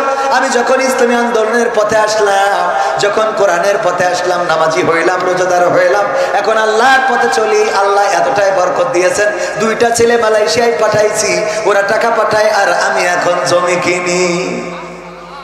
আল্লাহ বরকত দিয়েছেন। আজকের কথা যদি বলেন যে কে তার দেখবো, আমি তারও দেখা দিতে পারবো আমার গ্রামে, যাবে আজকে মাগরিবের নামাজের কথা। এভাবে অসংখ্য ঘটনা আছে। বরকত দেন কে? আল্লাহ বরকত ঢেলা দেন। ফাযকুরুনি আযকুরুকুম ওয়াশকুরুলি ওয়ালা তাকফুরুন। আল্লাহ বললেন তোমরা আমাকে স্মরণ করো, আমিও তোমাদের স্মরণ করব। তোমরা আমার জিকির করো, আমি তোমাদের স্মরণ করব। আর আমার নিয়ামত পাওয়ার পরে অকৃতজ্ঞ হয়ো না। আল্লাহর নিয়ামত পাওয়ার পরে যারা শুকরিয়া আদায় করে আল্লাহ রাব্বুল আলামিন নিয়ামত বাড়িয়ে দেন। আলোচনা যেটা করছিলাম, আল্লাহর জমিন যিনি সৃষ্টি করেছেন তিনি কিছু নিয়ম কানুনও বলে দিয়েছেন। সেই নিয়মের বাইরে চললে শান্তি আসবে না। সেই নিয়মে যদি চলতে হয়, এই আল্লাহর জমিন, আল্লাহর দিন, আল্লাহর কোরআন কায়েম করার দরকার আছে না নাই? আল্লাহর কোরআন যদি কায়েম হয়ে যায়, চোর চুরি করলে হাত কেটে দেওয়া। আমি কবির বিন সামাদেশে যদি কাটা হাত দিয়ে ওয়াজ করতাম, ভাইয়েরা চুরি করা যাবে না। আপনারা বলতেন হুজুর আপনার হাতের এই অবস্থা কেন? আমি বলতাম আকমাড়াই করতে যেয়ে হাতটা চলে গিয়েছিল মেশিনের মধ্যে, আর ডাক্তার কেটে দিয়েছিল 17,200 বেড থেকে। আপনারা বলবেন হুজুর যাই বলেন তাই বলেন, আপনি কিন্তু এককালে চোর ছিলেন, এত লুকানোর কোনো দরকার নাই। ঠিক না বেঠে? এক হাত কাটলে সব ভালো হয়ে যাবে। ও আমার ভাইয়েরা, যদি কেউ চিন্তাই করে তাইলে এক পাশের হাত অপর পাশের পা কেটে দাও। আল্লাহর কোরআনের এই আইন যদি কায়েম হয়ে যায়, ওয়াজ করে বলা লাগবে না। সংসদ থেকে এই আইন যখন কায়েম হয়ে যাবে, ছিনতাইকারীদের যখন হাত পা কাটা হবে, তখন এই বাংলাদেশে আর গরু পাহারা দেওয়ার জন্য গোয়াল ঘরে, ওই গোয়াল ঘরে তালা লাগানো লাগবে না, লাইট জ্বালানো লাগবে না, সিসি ক্যামেরা লাগানো লাগবে না। রাস্তায় রাস্তায় বাঁশ ফেলে দিয়ে পাহারা দেওয়ার দরকার কি হবে? না, দরকার হবে না। এই জন্য আল্লাহর জমিনে আল্লাহর দিন কায়েমের দরকার আছে না নাই? আর আল্লাহর দিন কায়েমের বিরোধিতা করে কারা?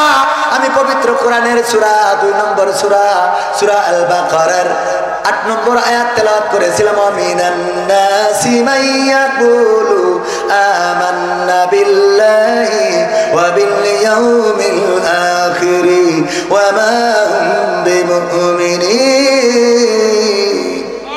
আমার আল্লাহ বলছেন মানুষের মধ্যে এমন কতগুলো লোক আছে যারা বলে আমরা আল্লাহতে ঈমান এনেছি, আমরা পরকালে বিশ্বাস পোষণ করি, কিন্তু আমার আল্লাহ বলছে ওগো নবী শুনে নাও, ওরা আল্লাহকে বিশ্বাস করে না, ওরা পরকালে ঈমান আনে নাই। আসলে ওরা ঈমানই আনে নাই, আসলে ওরা ঈমানই আনে নাই। কথাটা কার? আল্লাহর কথা সত্য না মানুষের কথা সত্য? কার কথা সত্য? আল্লাহ বলছে ওরা ঈমান আনে নাই। এই সংখ্যা এখনো সমাজে আছে না নাই? এখনো সমাজে আছে। ওগো আমার ভাইরা, ওই যারা আছে তারা বলে আল্লাহর পরে আমাদের ঈমান আছে, রাসূলের পরে ঈমান আছে, অথচ যখন বলা হয় আল্লাহর কোরআন কায়েম করা হবে, তখন বলে কোরআনের সাথে রাজনীতির কোনো সম্পর্ক নেই। এই বলার লোক আছে না নাই? বলে কোরআনের সাথে কোনো রাজনীতির সম্পর্ক নেই। আমরা বলি মানলাম, তোমার কথা মেনে নিলাম, তবে কথা হলো কোরআন থেকে এটা বোঝাই দিতে হবে। কি থেকে? আপনাদের কষ্ট হচ্ছে? দু একজনের মনে হয় পিসাব টিসাব লাগতেছে, নাকি শয়তানের চুলকাচ্ছে? ইয়া আইয়ুহাল্লাযীনা আমানু দুখুলু ফিস সিলমি কাফা ওয়া লা তাত্তাবিউ খুতুওয়াতিশ শাইতান ইন্নাহু লাকুম আদুউম মুবিন। আল্লাহ বলছেন যে তোমরা ইসলামের মধ্যে পরিপূর্ণভাবে দাখিল হয়ে যাও, শয়তানের পদাঙ্ক অনুসরণ করো না। কারণ কি? সে তোমাদের প্রকাশ্য দুশমন। এখানে বসে থাকলে খুশি হন কে আর বেজার হন কে? বসে থাকা থেকে যারা উঠে যাচ্ছেন তারা শয়তানকে বেজার করতেছেন, তার মানে আপনারা শয়তানের পক্ষে। ঠিক না ভাই? ঠিক।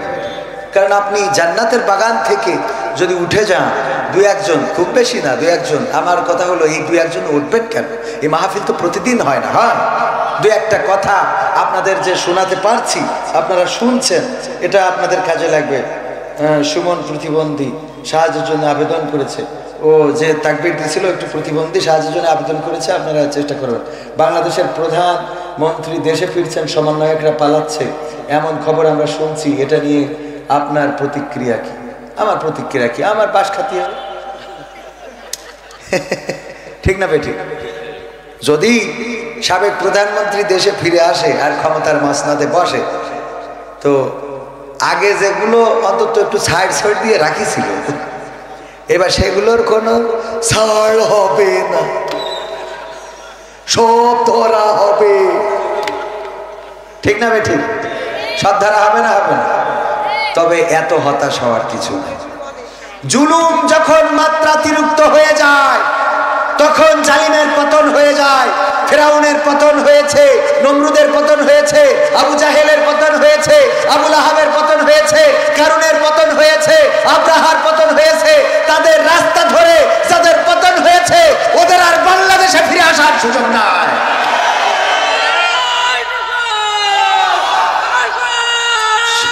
সম্মানিত ভাইয়েরা,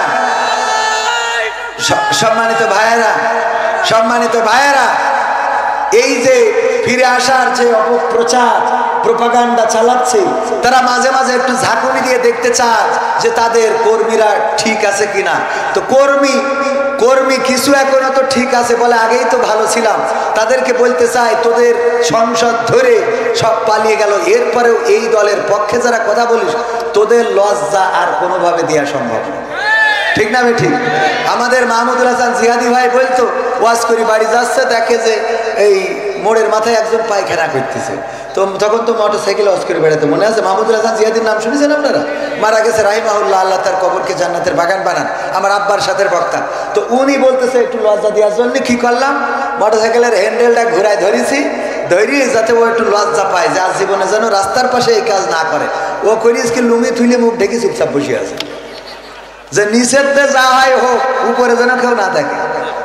কথা কি বোঝা গেছে? নিষেধ যা হয় হোক উপরে যেন কেউ না দেখে। তো এদের লজ্জা শরম ওই লাইট মেরেও হবে। কথা কয় না? গোটা সংসদ ধরে স্বরাষ্ট্রমন্ত্রী ভারতের মিডিয়ায় সাক্ষাৎকার দিয়েছে যে দেশে যদি আইনের শাসন ফিরে আসে তাহলে উনিও দেশে ফিরে আসবে। ইতিপূর্বে আইনের শাসন ছিল। আইনের শাসন যদি থাকে তাহলে ইলিয়াসকে ফিরিয়ে দাও। গুমকৃত নেতা, অসংখ্য শহীদ, অসংখ্য ছাত্র, এই ছাত্র জনতার বুকে গুলি চালানো হলো। আবু সাইদের বুকের রক্ত শুধু না, জীবনটা নিয়ে নিল। শান্ত বুদ্ধের রক্ত গেল, জীবন গেল। কোন অপরাধ? অপরাধটা কি? আল্লামা সাইদি 13টা বছর কারাগারে। অপরাধটা কি? কোরআনের পাখীদেরকে, জামাতের নেতৃবৃন্দদেরকে তাদের ফাঁসির কাস্টে ঝুলানো হলো। অপরাধটা কি? যার নামে মামলা, মুখে আছে দাড়ি, যার মামলা আছে নামে তার, বলেন ঠিক কিনা? আলেম ওলামা, মুফতি, মুহাদ্দিস, কার নামে? মামুনুল হক। অপরাধ কি ছিল? আমির হামজা, অপরাধ কি ছিল? রফিকুল ইসলাম মাদানী, মানুষটাই ছোট, ওর যদি ওর কান, ওর যদি একটা বুমা ধরায় ও তো ওই ধরি কাঁপতে কাঁপতে মরে যাবে। ঠিক না? ঠিক। এই মানুষটার অপরাধ কি? এইটুক মানুষেরও তো ধরে নিয়ে রিমান্ডে দিতে হইল। একটুখানি মানুষ। কথা কয় না? ওই সময় আইনের শাসন ছিল, এখন আইনের শাসন খোঁজো। কিসের আইনের শাসন? আগে ছিল স্বৈরাচারের শাসন। স্বৈরাচারের বাংলাদেশে বলে ডক্টর ইউনূস পালাই গেছে, আজকে বাড়ি এসেছে, আজ দেশে এসেছে। ডক্টর ইউনূস পালাবে কেন? ডক্টর ইউনূস পালাবে, আমরা কি মরে গেছি? আমরা আর এক ইউনূস বসাবো। কথা কয় না? কিন্তু তোমাদের বসানো হবে না, আর এক ইউনূস বসাবো। ভয় পাওয়ার কিছু নেই। গতকালকে সমন্বয়ক, আমার আইফোনে ছবি ভিডিও করা আছে, সমন্বয়ক হাসনাত আব্দুল্লাহ। হাসনাত আব্দুল্লাহ গতকাল এসেছিল, একই প্রোগ্রামে ছিলাম। উনি আমাকে দেখার পরে আমি ওনাকে সালাম কালাম দেওয়ার পরে উনি বলতেছে, আপনার মনে আছে যে আজ থেকে 2 বছর আগে অমুক জায়গায় অমুক গাছের নিচে দেখা হয়েছিল অমুক মসজিদের সামনে? আমি বললাম, তখন তো আমিও ছিলাম সাধারণ, আপনিও ছিলেন সাধারণ, এখন তো আপনি হয়ে গেছেন অসাধারণ ব্যক্তিত্ব, আর আমি সেই সাধারণের জায়গায় পড়ে আছি। বুকের মধ্যে জড়াই ধরলেন। কি বলেন কবির ভাই, আপনারা কোথায় আর আমরা কোথায়? একজন ছাত্র আন্দোলনের অন্যতম নেতা সমন্বয়ক হাসনাত আব্দুল্লাহ বুকে জড়িয়ে ধরলেন। এই তো হতে হবে উদারতা। এটা হতে হবে কি? উদারতা। একজন শাসককে জনগণের প্রতি সহৃদয়বান হতে হবে। ওমর রাদিয়াল্লাহু তাআলা আনহু যখন কুফাতে গেলেন, কুফায় যাওয়ার পরে কুফারা বলল যদি ওমর নিজে আসে তাইলে আমরা তার প্রস্তাব মেনে নেব। মানে ওরা ট্যাক্স দেবে না। কি দেবে না? ট্যাক্স দেবে না, ভ্যাট দেবে না, সরকারকে খাজনা দেবে না। বললো ওমর যদি সরাসরি আসে তাইলে দেবো। ওমর রাদিয়াল্লাহু তাআলা আনহু বললো যাক, কোনো অসুবিধা নেই। অনেক পথ, একটা ভৃত উট একজন টানতে হয় আর একজন বসতে হয়। ভৃত গোলাম তাকে সাথে নিয়ে রওনা করলেন। একবার ওমর 3 মাইল যায়, নামে ওরে উঠাই, আবার 3 মাইল যায়, নামে ওরে উঠাই। এই পালা করতে করতে যখন কুফায় পৌঁছাইয়েছে তখন পালা পড়ে গেছে কুফার রাজপ্রাসাদের কাছে, বা তাদের যেখানে সভাসদ বা মিটিং, সেখানে পৌঁছানোর সময় পালাটা ছিল ওই এটা বসে থাকবে, কিরা ভৃত বসে থাকবে উঠের পরে, আর ওমর টাইনতেছে।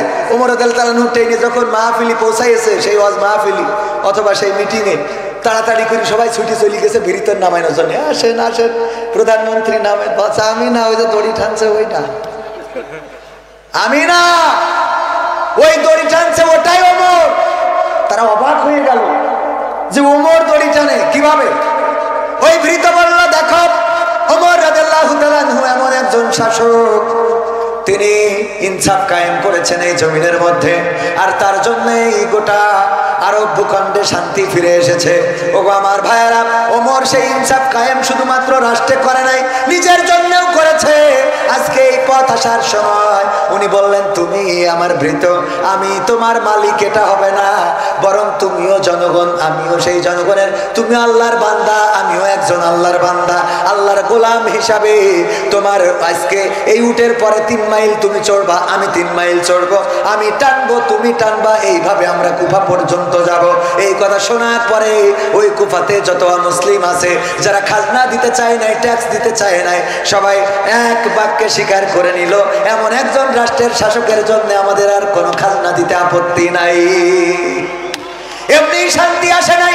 ওমর রাদিয়াল্লাহু তাআলা ঘুরে বেড়াতেন রাতের অন্ধকারে, দেখলেন একটা বাড়িতে কান্না, একটা বাড়িতে কি যেন রান্না করে, হাড়ির মধ্যে কি যেন ফুটায়। সবাই ঘটনাটা জানেন, শুধু স্মরণ করিয়ে দিই। ওমর রাদিয়াল্লাহু তাআলা আনহু দেখলেন পাশে বাচ্চারা কান্নাকাটি করে, ছোট ছোট বাচ্চা শিশুরা। একসময় কাঁদতে কাঁদতে তারা ঘুমিয়ে গেল। ঘুমানোর পরে ওই মহিলা চুলার আগুন নিভিয়ে দিল।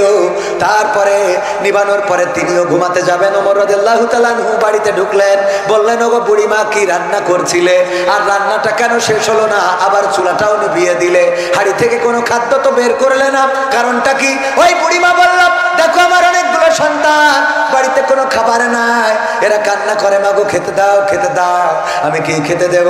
আমার কাছে তো কোনো খাবার নাই। সান্ত্বনা দেওয়ার জন্য পাথরগুলো খুঁটে এনে হাড়ির মধ্যে দিয়ে জ্বালাচ্ছিলাম, আর সন্তানদের সান্ত্বনা দিচ্ছিলাম যে দেখো তোমাদের জন্য রান্না হচ্ছে, রান্না শেষে খাওয়াবো। আমি জানি ওরা এক সময় ক্লান্ত হয়ে ঘুমিয়ে পড়বে, তারপরে আমি চুলাটা নিভিয়ে দেব।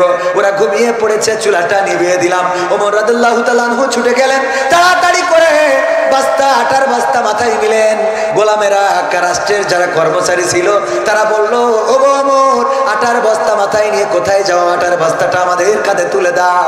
ওমর রাদিয়াল্লাহু তাআলা আনহু বললেন, আটার বস্তা তোমাদের কাঁধে দিতে রাজি, তোমরা যদি কথা দাও পরকালের ময়দানে আল্লাহ যেদিন বদামলের খাতাটা আমার কাঁধে দিয়ে দেবে, তখন আমার সেই বদামলের খাতাটা তোমাদের কাঁধে তুলে নিবা। এটাতে যদি রাজি থাকো তাইলে আটার বস্তাটা তোমাদের কাঁধে দিতে পারি। না, কেউ রাজি হলো না, কারণ পরকালের ময়দানে কেউ কে দায়িত্ব নেবে? মা তার সন্তানের দায়িত্ব নেবে না, সন্তান তার মায়ের দায়িত্ব নেবে না। কলিজার টুকরা সুদ খাইলেন, ঘুষ খাইলেন, অন্যায় করলেন, ব্যভিচার, অন্য পথে চললেন, সেই সন্তানও পরকালের ময়দানে আপনার পরিচয় দেবে না।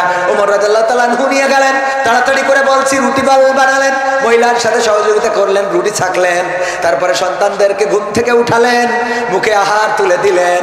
খাওয়ায় যখন পেট পরিতৃপ্ত করে বাড়িতে ফিরে যাচ্ছেন, ওই বুড়িমা বলল, বাবা দাঁড়াও, তোমারে নিয়ে একটু দোয়া করব। কি দোয়া? দুটি হাত তুললেন আল্লাহর কাছে, বললেন, ওগো আল্লাহ, এই রাষ্ট্রে তুমি ওমরকে খলিফা না বানায় যদি তুমি এমন একজন ব্যক্তিকে রাষ্ট্রের খলিফা বানাতে, তাইলে এই রাষ্ট্রের অবস্থাটা অনেক বড় পরিবর্তন হয়ে যেত। ওমর রাদিয়াল্লাহু তাআলা আনহু বললেন, আমি। ওমর রাদিয়াল্লাহু তাআলা আনহু কি বললেন? তারপরে কি করলেন? বুড়িমাকে বললেন, আগামীকালকে ওমরের দরবারে আসবা, সেখানে আমি থাকবো। পরের দিন বুড়িমা যেয়ে দেখলো যে ব্যক্তিটি আটা বেলে দিয়ে রুটি বানিয়েছে, যেই ব্যক্তিটি বাচ্চাদের উঠায় মুখে খাবার তুলে দিয়েছে, যেই ব্যক্তিটির জন্য দোয়া করেছিল, আল্লাহ তুমি এই রাষ্ট্রে ওমরের মতো খলিফা না বানায় এই ব্যক্তিটারে বানাও, সেই ব্যক্তি আজকে রাষ্ট্রের চেয়ারে বসা। আল্লাহ, এমন রাষ্ট্র প্রধান লাগবে। একজন জমিনের ফতোয়া নিতে গেছে, জমিনের অ্যাডভোকেট কাছে যায় না, অ্যাডভোকেটের কাছে অনেক বিষয় নিয়ে যায়। ওমর রাদিয়াল্লাহু তাআলা তখন পানি আনতে যাচ্ছিল, তো ওই পানি আনতে গেছে, এই সময় যে খুঁজেছে, বললো ওমর তো পানি আনতে গেছে রাদিয়াল্লাহু তাআলা। তো পানি নিয়ে আসার পথে বললো, কোন পথে গেছে? এই পথে। ওমর রাদিয়াল্লাহু তাআলা তখন একটা ভিজা পাত্র পানি নিয়ে আসতেছেন, কাঁধের উপরে পাত্রটা। বললো যে ওমর রাদিয়াল্লাহু তাআলা আসছি একটা ফতোয়া নেওয়ার জন্য। বললো যে ঠিক আছে বলেন। তো বললো, আপনি এভাবে পানির পাত্র কাঁধে নিয়ে কথা বলবেন, এটা কেমন হয়ে যায়? পাত্রটা নামিয়ে রেখে তারপরে কথা বলেন। তো উনি বসলেন, বসে এভাবে উবি দিয়ে বসে পানির পাত্রটা রেখেছে কিসের উপরে? হাঁটুর উপরে। কোথায়? হাঁটুর উপরে। ওই ব্যক্তি বললেন যে ওমর, এই পাত্রটা হাঁটুর উপরে রাখা এটাও তো কষ্টের, আপনি একটু নিচে নামিয়ে রাখেন, তারপরে রিল্যাক্সে কথা বলি। ওমর রাদিয়াল্লাহু তাআলা বললো, তুমি কি দেখো না যে এই পাত্রটা ভেজা, এবং আমি যেখানে দাঁড়িয়েছি এই জমিনটা আমাদের কারো না, আমরা এর মালিক না। এই পাত্রটা এখানে যদি নামাই, এর নিচে কিছু বালু লেগে যাবে, কিছু মাটি লেগে যাবে, যে বালু মাটি আমার এই পানির পাত্রের সাথে আমার বাড়িতে চলে যাবে। পরকালে আল্লাহ যদি বলেন যে অমুকের জমির মাটি তোমার বাড়িতে নিয়ে আসছিলে পানির পাত্রে করে, আমি কি হিসাব দেব? আল্লাহু আকবার বলবেন না? ওই লোকটি উঠে হাঁটা দিয়েছে, উঠে চলে যাচ্ছে। ওমর রাদিয়াল্লাহু তাআলা ডাক দিলেন, এই শোনো, তুমি তো ফতোয়া নিতে এসেছিলে, তোমার ফতোয়া তো দেয়াই হয় না, তুমি তো জিজ্ঞেসই করো না। কয় ওমর, আমি উত্তর পেয়ে গেছি, আর দরকার নাই। কি করে উত্তর পাইলে? ওমর, আমি একজনের জমি একটু দখল করে নিতে চাচ্ছিলাম, মানে আমার স্বার্থের জন্য আমি একজনের জমি, এক এতিমের জমি, যে কোনো জমি আমি একটু বেইনসাফি করে জমি নিয়ে নিতে চাচ্ছিলাম। বেইনসাফি, জবরদখল বলেন, অল্টারনেট বলেন, যে কোনো ভাবে সে বেইনসাফি করে নিতে চাচ্ছিল। তো আমি দেখলাম সামান্য বালু কণা, আপনি এটাও পরকালের ময়দানে হিসাব দিয়ে আর ভয় করেন, সুতরাং আমি ওই জমি আর কেমনে নিই? কথা বোঝেন? প্র্যাকটিস তো নিজেদের মধ্যে থাকতে হবে। আবু সাঈদ, মুহাদ্দিস আবু সাঈদের নাম শুনেছেন না? উনি আসতেছেন নৌকায় করে। কিসে করে? নৌকায় করে। তখন উনি চেয়ারম্যান, বাঁকড়ার চেয়ারম্যান, তখন এমপি হয় নাই। নৌকায় করে আসতেছেন, আসার পথে রোজার মাস, খুরমা দিয়েছে রাষ্ট্রীয়ভাবে, জিকর কাছা থেকে নিয়ে ফিরতেছেন। নৌকার পরে মাগরিবের আজান হয়ে গেছে, উনি এক গেড়ো পানি নিলেন, কপোতাক্ষ নদী থেকে ইফতার করলেন। সাথে থাকা যাত্রীরা বলল, ওগো চেয়ারম্যান সাহেব, আপনি তো দেখছি খুরমা নিয়ে যাচ্ছেন, খেজুর নিয়ে যাচ্ছেন, রাষ্ট্রীয় খেজুর, ওখান থেকে তো 2টা খুরমা দিয়ে যদি আপনি ইফতার করতেন তাহলে সুন্নাত আদায় হইতো, আপনার ইফতারটাও হয়ে যেত, আপনি নদীর এই ময়লা পানি দিয়ে ইফতার করলেন কেন? মুহাদ্দিস আবু সাঈদ ওই দিন জবাব দিয়ে বলেছিল, আমি যেটা নিয়ে যাচ্ছি এটা রাষ্ট্রের সম্পদ এবং এটা জনগণের অধিকার, এখান থেকে একটা খুরমা বের করে খাওয়ার মতো এখতিয়ার আল্লাহ রাব্বুল আলামিন আমাকে দেয় নাই, সুতরাং এই খুরমা খাওয়ার যোগ্যতা আমার নাই, এটা খাওয়ার অধিকার আমার নাই। এই ছিল মুহাদ্দিস আবু সাঈদ সাহেব রাহিমাহুল্লাহ। তিনি ইন্তেকাল করেছেন। এখনকার জামানায় এমন মানুষ আছে না নাই? এই মানুষদের পক্ষে থাকার দরকার আছে না নাই? এখনো চেয়ারম্যানই করে। চরমনায় পীর সাহেব আছেন চেয়ারম্যান, এখনো মোটরসাইকেলে ঘুরে বেড়ায়। ঠিক বলছি তো? চরমনা ভাইয়েরা ভালো করে বলতে পারবেন, মোটরসাইকেলে ঘুরে বেড়ায়। আমাদের দেশে চেয়ারম্যান, মেম্বার, এমপি হইলে আরে বাবা, ওর যা জোর, ওর পিএসের তার থেকে বেশি জোর। আরে বাবা, এত জোর পিএসের না, পিএস সাহেব উনি এমপি যা না করতে পারে, পিএস তার থেকেও বেশি করতে পারে। সম্মানিত ভাইয়েরা,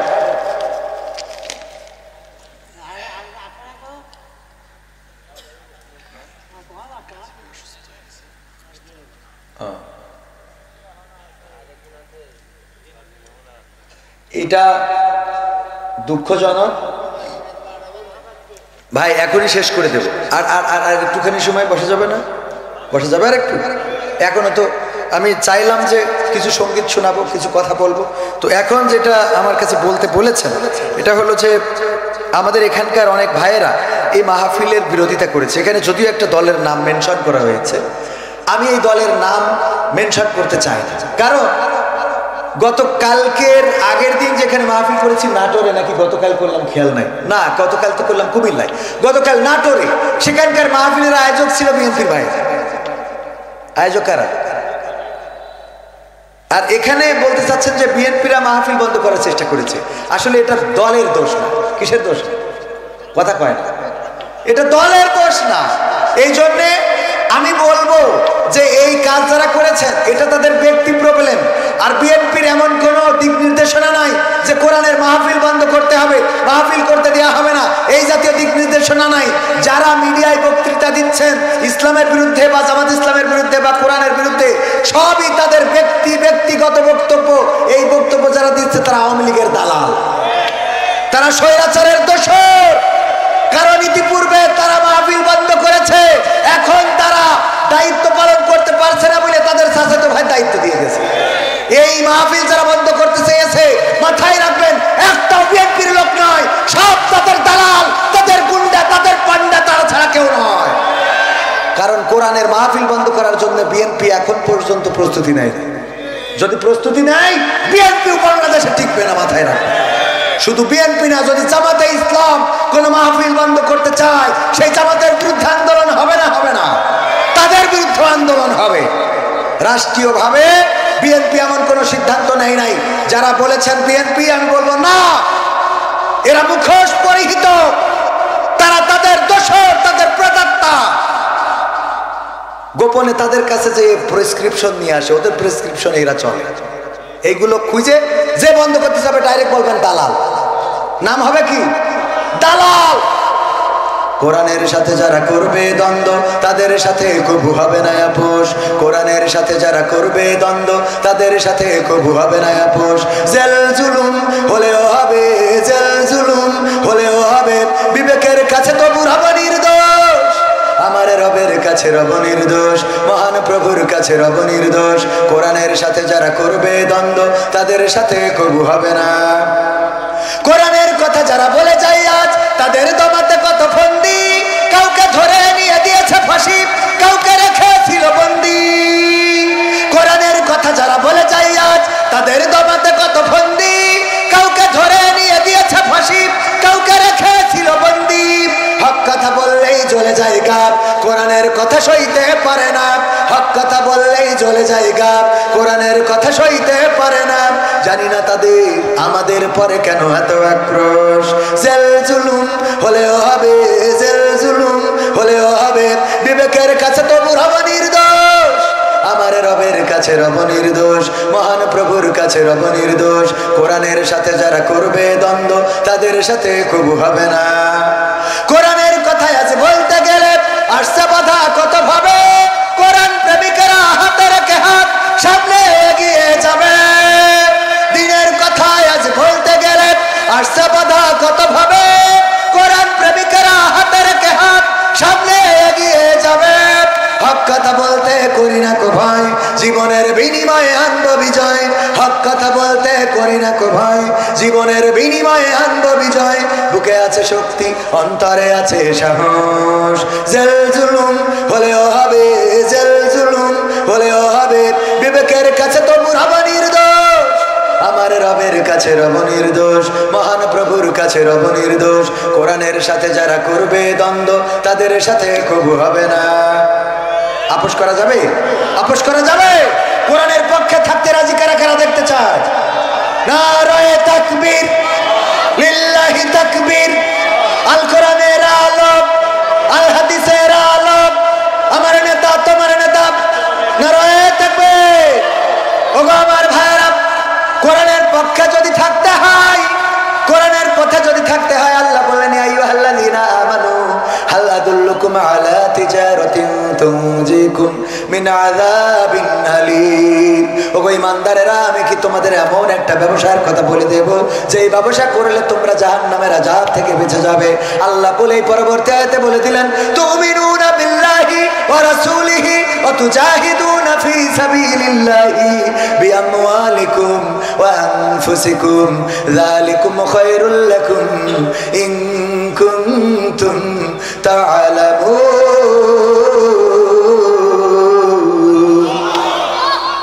এই কথাটুকু বললে শুনতে কষ্ট হয়ে যাবে, থাকা যাবে আর একটু সময়। ভাইরা আমার, আল্লাহ রাব্বুল আলামিন বললেন সেই ব্যবসাটা হলো আমি আল্লাহর প্রতি ঈমান আনতে হবে, আমার রাসূলের প্রতি ঈমান আনতে হবে। আর আমি তোমাদের যে মাল দিয়েছি বিআমওয়ালিকুম ওয়া আনফুসিকুম, এবং তোমাদের যে জান দিলাম, সেই জান মাল দিয়ে আমার দ্বীন কায়েমের জন্য, আমার জমিনে আমার দ্বীন প্রতিষ্ঠার জন্য সংগ্রাম করতে হবে। এই দায়িত্ব দিয়েছেন কে? চিল্লায়ে বলেন, দায়িত্ব দিয়েছেন কে? এই দায়িত্ব পালন করার দরকার আছে না নাই? এই দায়িত্ব যদি পালন করতে হয়, আমার খোজালি যুব সংঘ, খোজালিপুর যুব উন্নয়ন কি খোজালিপুর যুব উন্নয়ন সংঘ এই 3 বছর ধরে সমাজের অনেক কাজ করে যাচ্ছেন। আমার মা বোনেরা পর্দার অন্তরালে আছেন, তাদের ব্যাপারে দু একটা কথা বলা দরকার। মা বোনেরা এসেছেন, মা বোনদের জন্য একটু ওয়াজ করা দরকার। আবার ওই যে ওবায়দুল কাদের কাকার গানটাও এখনো গাওয়া হয় নাই, শোনার দরকার আছে না নাই? এমপিরা সব কোথায় গেল? শোনাবো? শুনবেন? শোনাবো? কিন্তু তার আগে একটুখানি আপনাদের কাছে দাবি, খুজালিপুর দক্ষিণ পাড়া যুব উন্নয়ন সংঘ এরা অনেক কষ্ট করে, অনেক পরিশ্রম করে, দিন রাত পরিশ্রম করে, বিদেশে খাটে, তারপরেও কিছু অংশ জমা করে করে সমাজের ভালো ভালো কাজের সাথে সম্পৃক্ত আছে, ভালো ভালো কাজের সাথে তারা জড়িত আছে। এই ভালো কাজে সহযোগিতা করার দরকার আছে না নাই? আছে না নাই? সহযোগিতা করতে রাজি? আমরা রাজি। আমি ব্যক্তিগতভাবে এই যুব সংঘের জন্য একটু সহযোগিতার হাত বাড়িয়ে দিচ্ছি। আপনাদের কাছেও বলবো, মা বোনদেরকেও বলবো, যে যা পারেন এই যুব সংঘ আগামী রমজানে ইফতারি বিতরণ করতে চায়, যারা গরিব মানুষ তাদের বাজার করে দিতে চায়, সেই বাজারের টাকার জন্য এই মাহফিলের জন্য টাকা লাগবে না, কারণ এই মাহফিলের যা খরচ তা বিদেশ থেকে ওরা কমপ্লিট করেছে। ওগো আমার ভাইয়েরা, 500, 100, 1000, 2000, 3000 যার পকেটে যা আছে দিয়ে দেবেন। তারপরে আমি কয়েকটা সঙ্গীত শোনাবো। আমার ইউটিউবার ভাইয়েরা এসেছেন অনেকে, আমি কয়েকটা সঙ্গীত না শোনায় বিদায় নেব না। আমার মা বোনেরাও এসেছেন, মা বোনদের জন্যও কিছু দিক নির্দেশনার দরকার আছে না নাই? আল্লাহ বললেন, ওয়াকরনা ফি বুয়ুতিকুন্না ওয়ালা তাবাররাজনা তাবাররুজাল জাহিলিয়াতিল উলা। ওগো নারীরা, তোমরা পর্দার মধ্যে থাকো, জাহিলি যুগের মেয়েদের মতো সেজেগুজে নিজেদেরকে প্রদর্শন করে বেড়ায়ো না। কথাটা কার বললেন? পর্দার মধ্যে থাকো, জাহিলি যুগের মেয়েদের মতো সেজেগুজে নিজেদেরকে প্রদর্শন করে বেড়ায়ও না।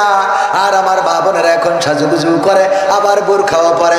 আগে সাজুগুজু, তারপরে বোরখা। বলেন ঠিক না বেঠিক? এরপরে পার্কে যায়, রিসোর্টে যায়, ক্যান্টিনে যায়, ক্যাফেতে যায়, তারপরে বোরখা খুলে দেয়, দিয়ে বলে দেখো আজকে কেমন লাগে। ঠিক না বেঠে? মানে আল্লাহর আইনও মানে, শয়তানের আইনও মানে। ভাত খেয়ে তারপরে মুড়ি খায়। কই ভিতরে গেছে? বাইরে আমার একজন মাহরুম হওয়া যাবে না। পকেটে যা আছে দিয়ে দেবেন প্যাকেটে। কই যুবকরা যায় না তো? এটা গেলেই তারপরে আমি কয়েকটা মা বোনদের মধ্যেও যান, মা বোনদের মধ্যেও যান, যা আছে পকেটে দিয়ে দেবেন প্যাকেটে। কেউ মাহরুম হওয়া যাবে না। যুবকদের জন্য সহযোগিতা করবেন। 500, 100, 1000, 2000, 3000 আমার হাতেও যদি কেউ দিতে চান দিতে পারেন, দোয়া করে দেব। মুসাফির মানুষ, ওগো আমার ভাইয়েরা, পরের জায়গা পরের জমি ঘর বানায় আমরা রই, আমরা তো এই ঘরের মালিক নই। পরের জায়গা পরের জমি ঘর বানায় আমি রই, আমি তো সেই ঘরের মালিক নই। ও সেই ঘরখানা যার জমিদারি,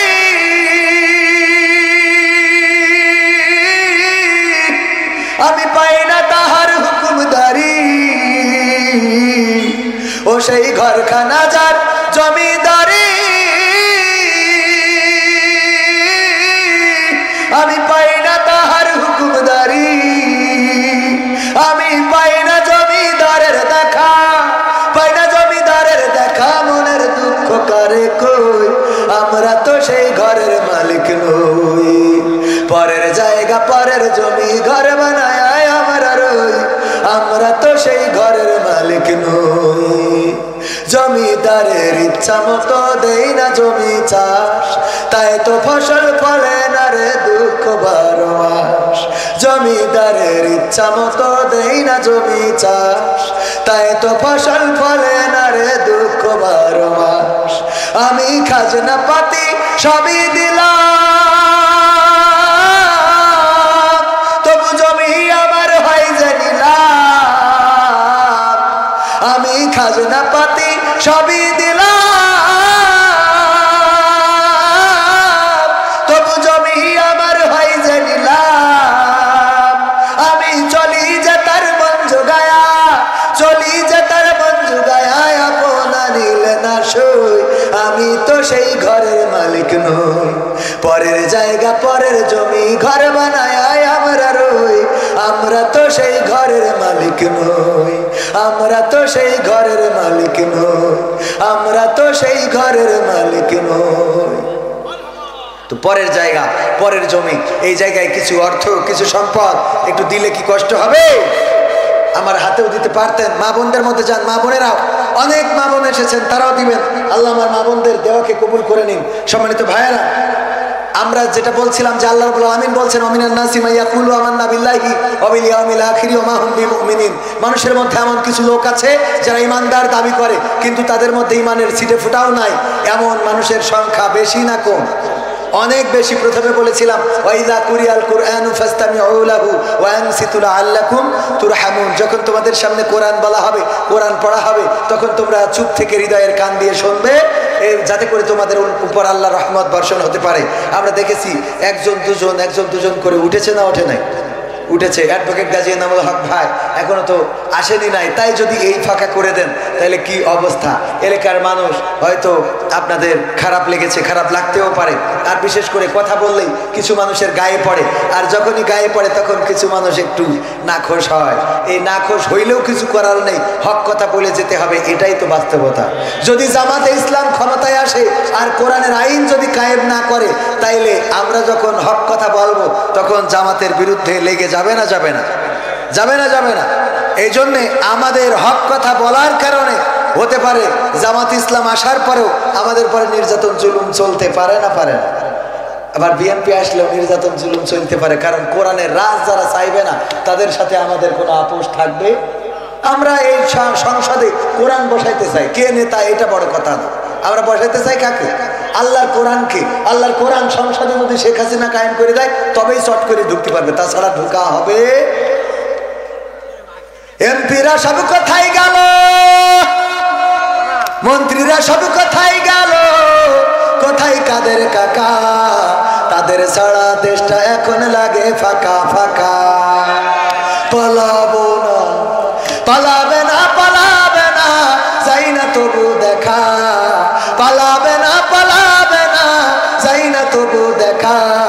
তাদের ছাড়া দেশটা এখন লাগে ফাঁকা ফাঁকা, ওদের ছাড়া দেশটা এখন লাগে ফাঁকা ফাঁকা।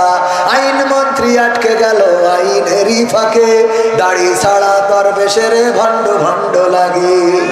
আইন মন্ত্রী আটকে গেল আইনেরই ফাঁকে, দাড়ি ছাড়া দরবেশের ভণ্ড ভণ্ড লাগে। শুনছি কত নেতা নেত্রী খাইতেছে ভাই ডান্ডা, বিচারপতি কালামানিকের ফাটিয়েছে আন্ডা। পলকের ঝলক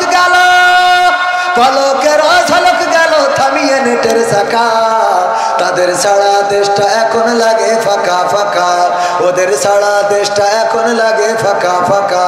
কই গেল সেই সংসদেতে মমতাজের গান, কোথায় গেল হযরত বালা শামীম ওসমান?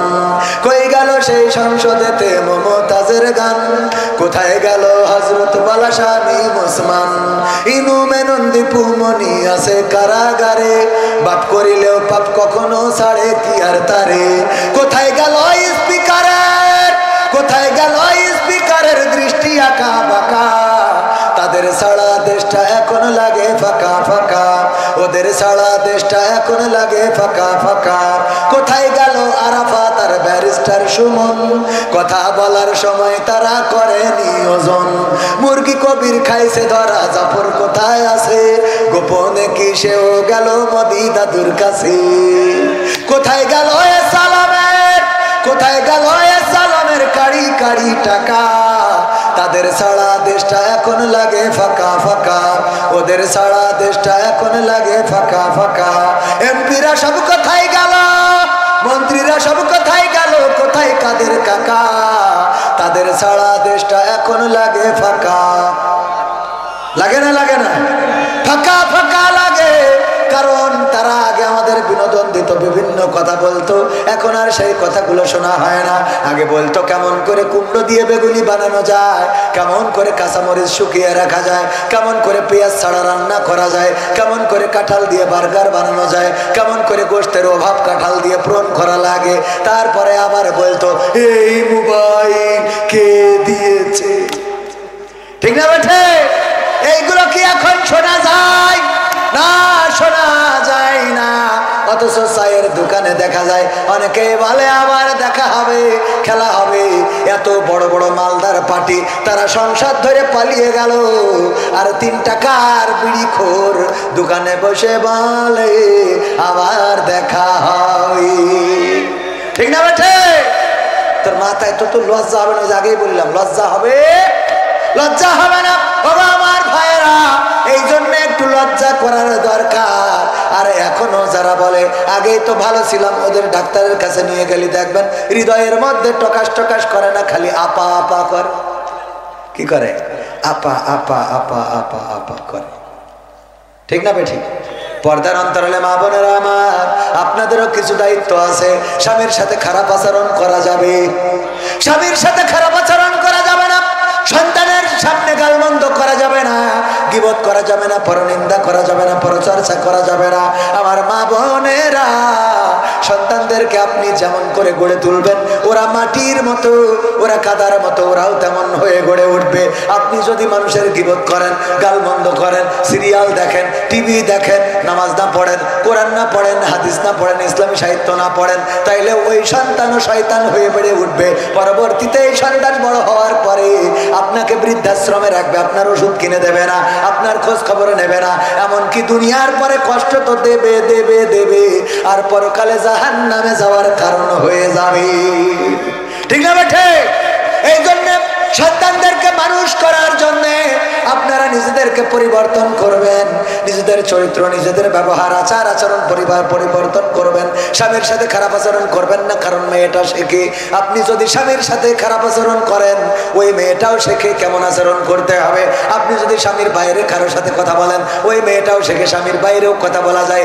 যদি মেয়ের চাচাদের সাথে কথা বলেন গো, তাইলে এই মেয়েও বিয়ের পরে তার অন্যান্য এই জাতীয় যারা আছে তাদের সাথে কথা বলবে। আমার মা বোনেরা বলছে, হুজুর গো, আমাদের কথা বলেন, সামনে যারা বসে আছে ওরা কি ফেরেশতা নাকি? ওরাও তো সেই একই কাজ করে। যদি আপনারা বিড়িখোর হন, আপনার সন্তান ডাইলখোর হবে। ঠিক না বেঠে? বিড়িখোর হইলে ডাইলখোর হবে। আপনি যদি গালাগালি দেন, ও আর এর থেকে বেশি কিছু করবে। আপনি যা লাঠি দিয়ে মারেন, ও তার ছুরি দিয়ে কুপাবে। সুতরাং আমাদের সবার পরিবর্তন দরকার। আল্লাহ আমাদের হেফাজত করুন। সম্মানিত ভাইয়েরা, মুহতারাম গাজী অ্যাডভোকেট এনাম আঙ্কেল, আমাদের শ্রদ্ধাভাজন ওস্তাদজি, উনি হঠাৎ অসুস্থ হয়ে পড়ার কারণে আজকে আমাদের প্রোগ্রামে আসতে পারছেন না। সবার কাছে দোয়া চেয়েছেন, আমরা দোয়া করি আল্লাহ রাব্বুল আলামিন আমাদের মুহতারামকে সুস্থতা দান করুন। বলেন আমিন। আলহামদুলিল্লাহি রাব্বিল আলামিন। ربنا ظلمنا أنفسنا وإن لم تغفر لنا وترحمنا لنكونن من الخاسرين ربنا آتنا في الدنيا حسنة وفي الآخرة حسنة وقنا عذاب النار والله তোমার বান্দাদের নিয়ে দোকানে শূন্য হাত তুলে দিয়েছি আল্লাহ। তুমি চেয়ে দেখো, এই রাতের অন্ধকারে গভীর রাতে শীতের মধ্যেও তোমার বান্দারা এখনো বসে আছে আল্লাহ।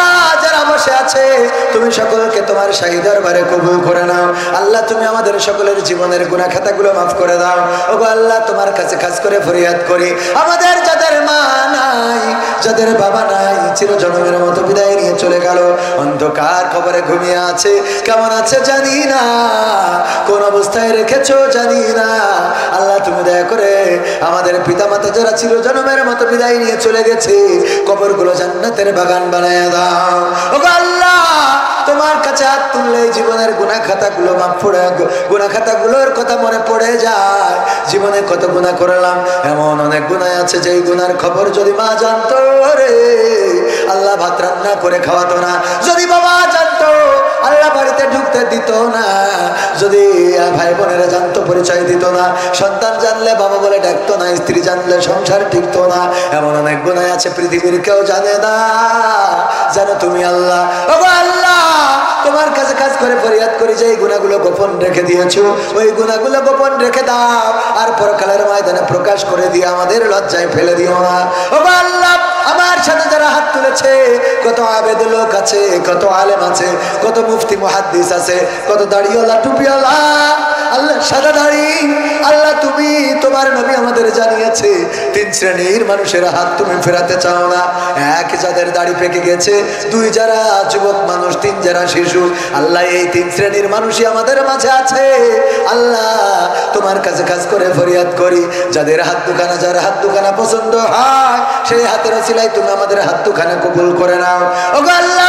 খুজালিপুর দক্ষিণ পাড়া উন্নয়ন যুব সংঘ আল্লাহ, তারা যে কাজগুলো করে এই কাজগুলো মৃত্যুকাল করার তৌফিক দান করে দাও আল্লাহ। তাদের পাশে সবাইকে দাঁড়ানোর তৌফিক দান করে দাও আল্লাহ। যারা বিরোধিতা করে তাদের হেদায়েত নসিব করে দাও আল্লাহ। সবাইকে পক্ষে থাকার তৌফিক দান করে দাও ওগো আল্লাহ। তাদের সমাজ সেবামূলক কাজগুলোকে কবুল করে নাও। প্রবাস থেকে আল্লাহ কত সহযোগিতা করে, কত কষ্ট করে। আল্লাহ তুমি সকল প্রবাসীদের কষ্টগুলো কবুল করে নাও। আমার আরিফ ভাই সহ কত মানুষ আছে প্রবাসে দিনরাত পরিশ্রম করে, মালয়েশিয়ায় থাকে, সৌদি আরব থাকে। আল্লাহ তুমি তাদের পরিশ্রমগুলোকে কবুল করে নাও। মা বোনেরা পর্দার অন্তরালে আছে, আল্লাহ অনেকে অসুস্থ থেকে থাকতে পারে, সুস্থতা দান করে দাও। আল্লাহ কত মা বোন এসেছে অসুস্থ, আল্লাহ কুজো মানুষ আমি আসতে দেখেছি। ও আল্লাহ আমার মা বোনদের মনে, যার মনে যে চাওয়া আছে চাওয়াগুলো পাওয়া করে দাও। স্বামী স্ত্রীতে যাদের মিল মহাব্বত নাই আল্লাহ সংসারে শান্তি দাও। আল্লাহ তুমি দয়া করে যাদের সন্তান নাই নিঃসন্তানীকে সন্তান দাও। ও আল্লাহ যাদের পরিবারে সুখ শান্তি নাই সুখ শান্তি দান করে দাও। যেই সন্তান কথা শোনে না আল্লাহ তুমি তাকে পরহেজগারিতা দান করে দাও। ও আল্লাহ তুমি আমার যুবকদেরকে দাড়ি রাখার তৌফিক দান করে দাও, টাকনুর উপরে কাপড় পরার তৌফিক দান করে দাও। আমার ইউটিউবারদেরকে কবুল করে নাও। আল্লাহ দিনরাত পরিশ্রম করে গো, আল্লাহ তুমি তাদের আয় রুজিতে বারাকা দান করে দাও। ও আল্লাহ আমার অ্যাডভোকেট তাজউদ্দিন ভাই আছে আমার পাশে, আল্লাহ কবুল করে। অ্যাডভোকেট গাজী এনামুল হক সাহেব অসুস্থ, আল্লাহ সুস্থতা দান করে দাও। আলোচনা করেছে গোলাম রব্বানী ভাই সহ যারা, আল্লাহ তুমি তাদেরকে কবুল করে নাও। ও আল্লাহ তোমার কাছে আখেরি ফরিয়াদ, মালাকুল মাউত যেদিন আসবে জানটানে উড়াল দেবে, আল্লাহ মরণ কালে আমাদের সবানের জবানে জারি করে দিও আখেরি কালেমা লা ইলাহা ইল্লাল্লাহু মুহাম্মাদুর রাসূলুল্লাহ সাল্লাল্লাহু আলাইহি ওয়াসাল্লাম। আসসালামু আলাইকুম।